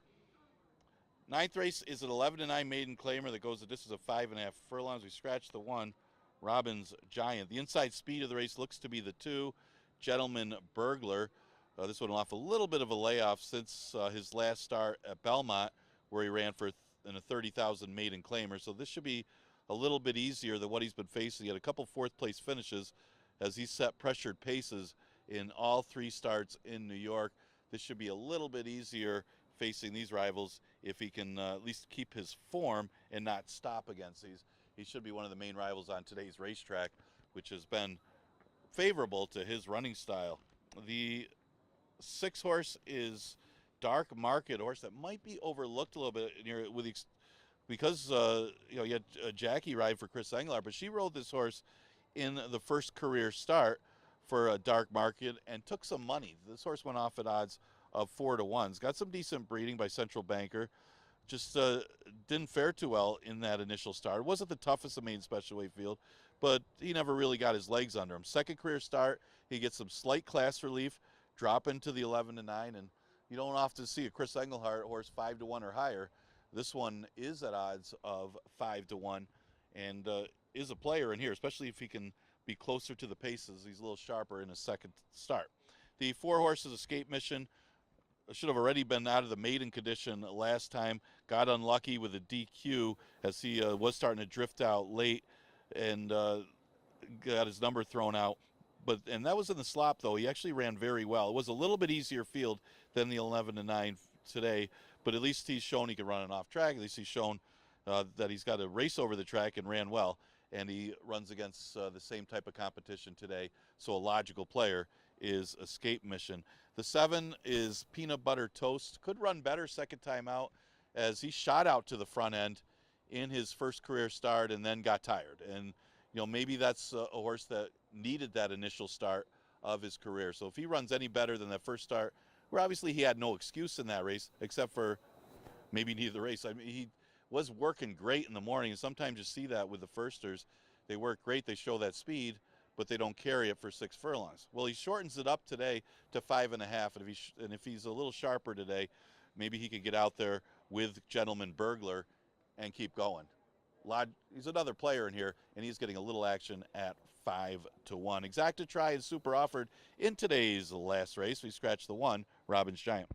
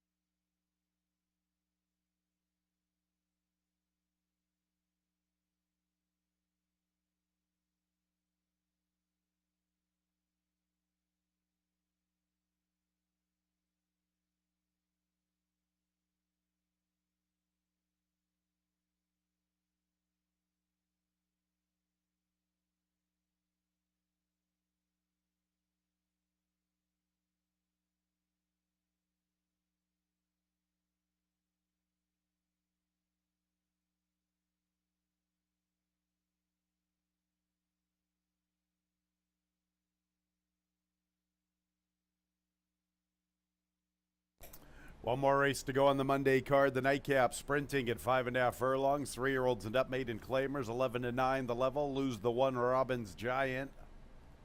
3 Cashel Kitten, 1 pound over. 8 MCRR, 4 pounds over. 3 and 10 with additional workouts. The 3 on the 6th of July, Finger Lakes Fast Track, 3/8, 35.20 seconds, breezing.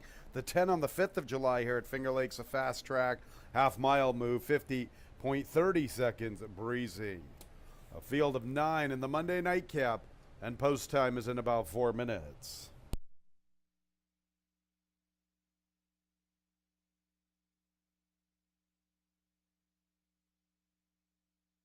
There's the field beginning with the 2 Gentleman Burglar and Kevin Navarro. Co-favorite at 5-2 with the 4 Escape Mission, Michael Davila Jr. There's the 4 Escape Mission, 3 Skip the Parade, onto the 5 Milagroso. Andre Worry looking to bookend the card and get 3 on the Monday program. 6 made a right-hand turn out of the paddock. Looks like the 7's going to do the same. We'll go to the 7, Peanut Butter Toast. Jeremias Flores, he's looking for 3 on the card. Ricky Schaefer's looking for a training double. There's the 8 MCRR with Giovanni Paredes. The 9 is Volker Rules. Oscar Gomez looking for 2. Paul Barrow looking for a training double. 10 is Zuko Race with John Davila Jr., 1 of 2 for Chris Engelhart. The 6 Dark Market. A Dark Market is his stablemate. Both the 3 and the 6 have skipped the parade, so let's find the 3. Here he is, Cashel Kitten, Emmanuel Di Diego. And the 6 just past the 7/8 to the outer rail with Jackie Davis, the 6 being Dark Market. All right, a field of 9 in the nightcap.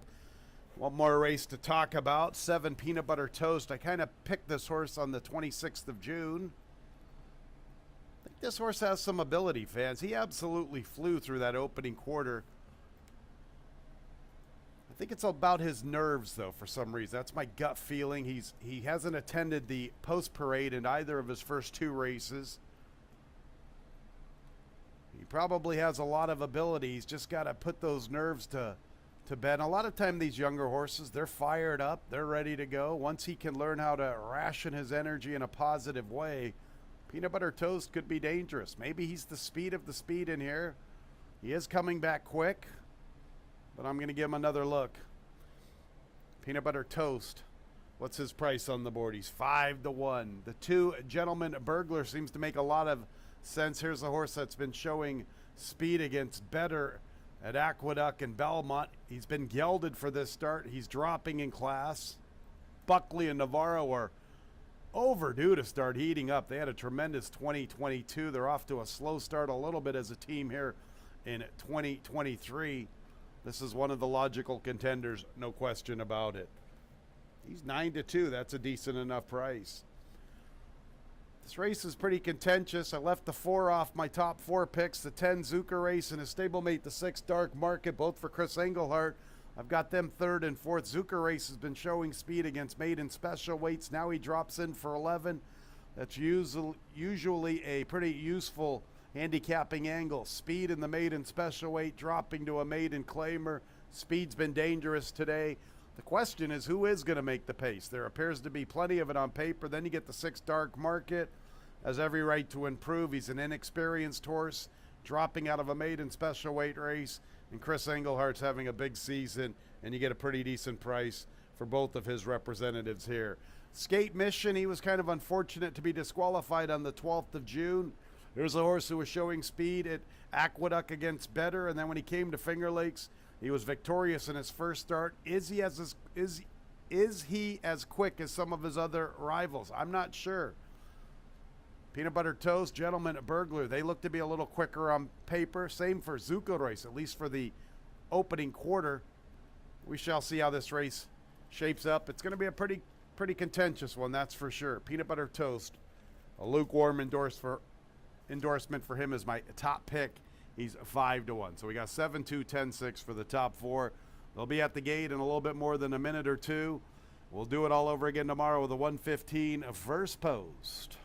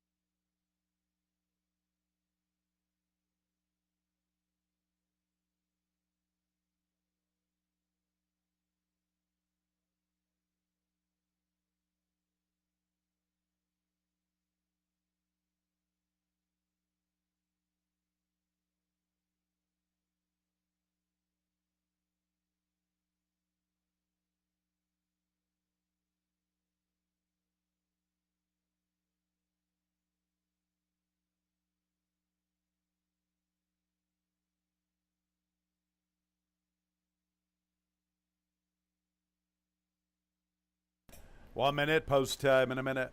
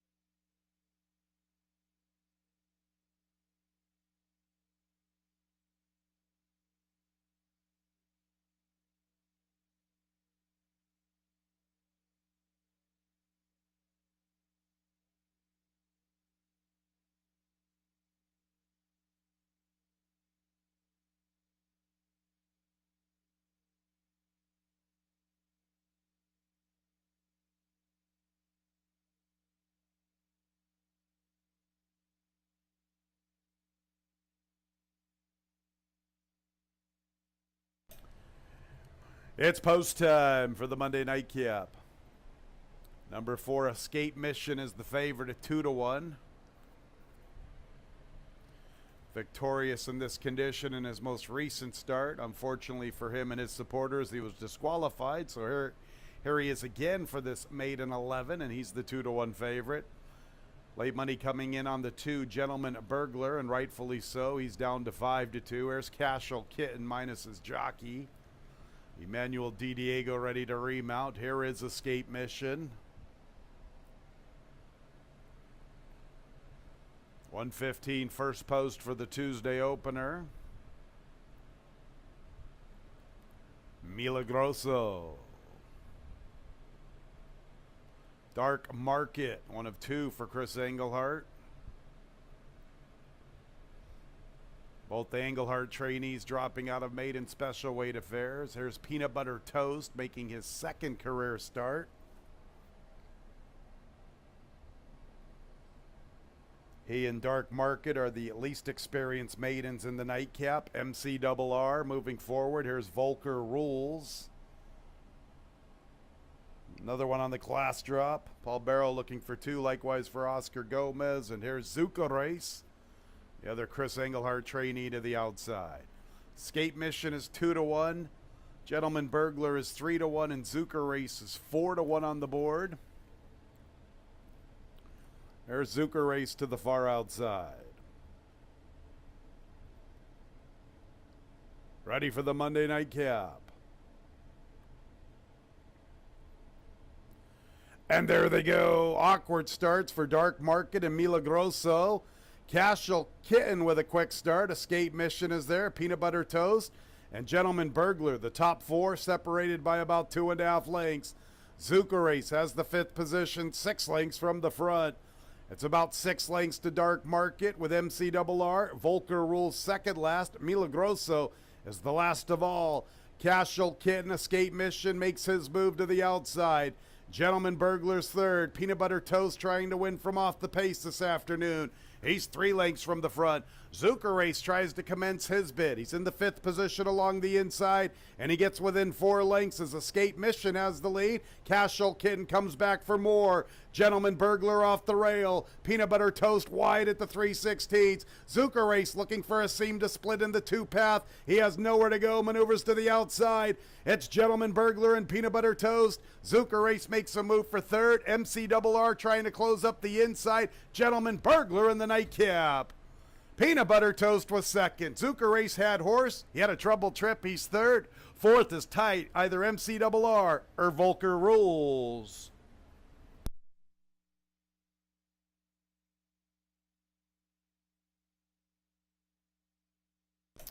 Well, we knew Navarro and Buckley were long overdue to heat up. Here they are on the nightcap. Gentleman Burglar, 5-2. The 7, Peanut Butter Toast at 8-1. How about the 10, Zuka Race? Tough trip for him. Photo for 4th. 1 minute 6 and 88/100ths the final time.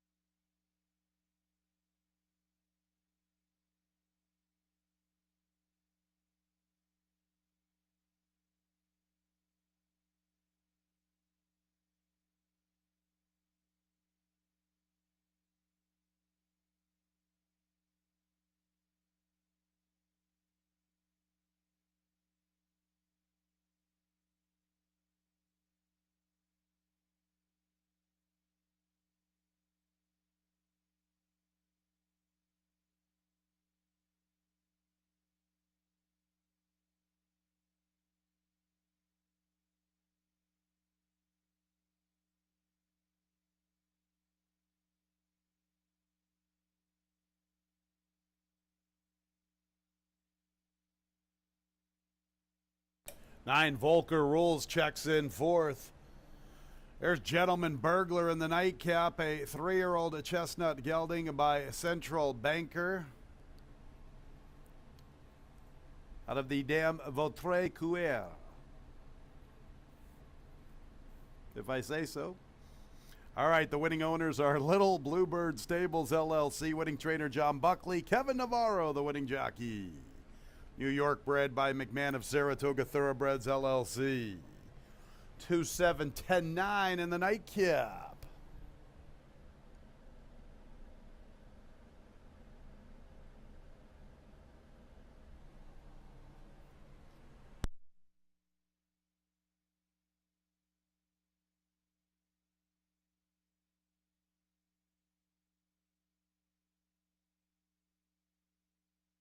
And the Monday nightcap is official, 2-7-10-9. That late double, 5-2, $16.20. Nice exacta from the nightcap, 2-7, $58. 2-7-10 trifecta, $83.37. 10-cent super, 2-7 at 10-9, $103.55. 4-5-2 late pick 3, $11.75. The late pick 4, pretty chalky, $15.62. And our Monday pick 5, pretty chalky as well, $36.87. That's it for the Monday action. Sure hope you had a great day of racing. Hopefully you did very well in the handicapping contest. $1,000 to the winner. We're back at it again tomorrow with a 1:15 first post. Fans, 1 week from today, our New York Derby. So do make plans to join us 1 week from today. A 1:15 first post tomorrow on Wednesday, and then again 1 week from today for the New York Derby. All right, fans, we will see you tomorrow. When leaving the track, please drive very carefully. This has been Racing from Finger Lakes Gaming and Racetrack. Good night, everyone.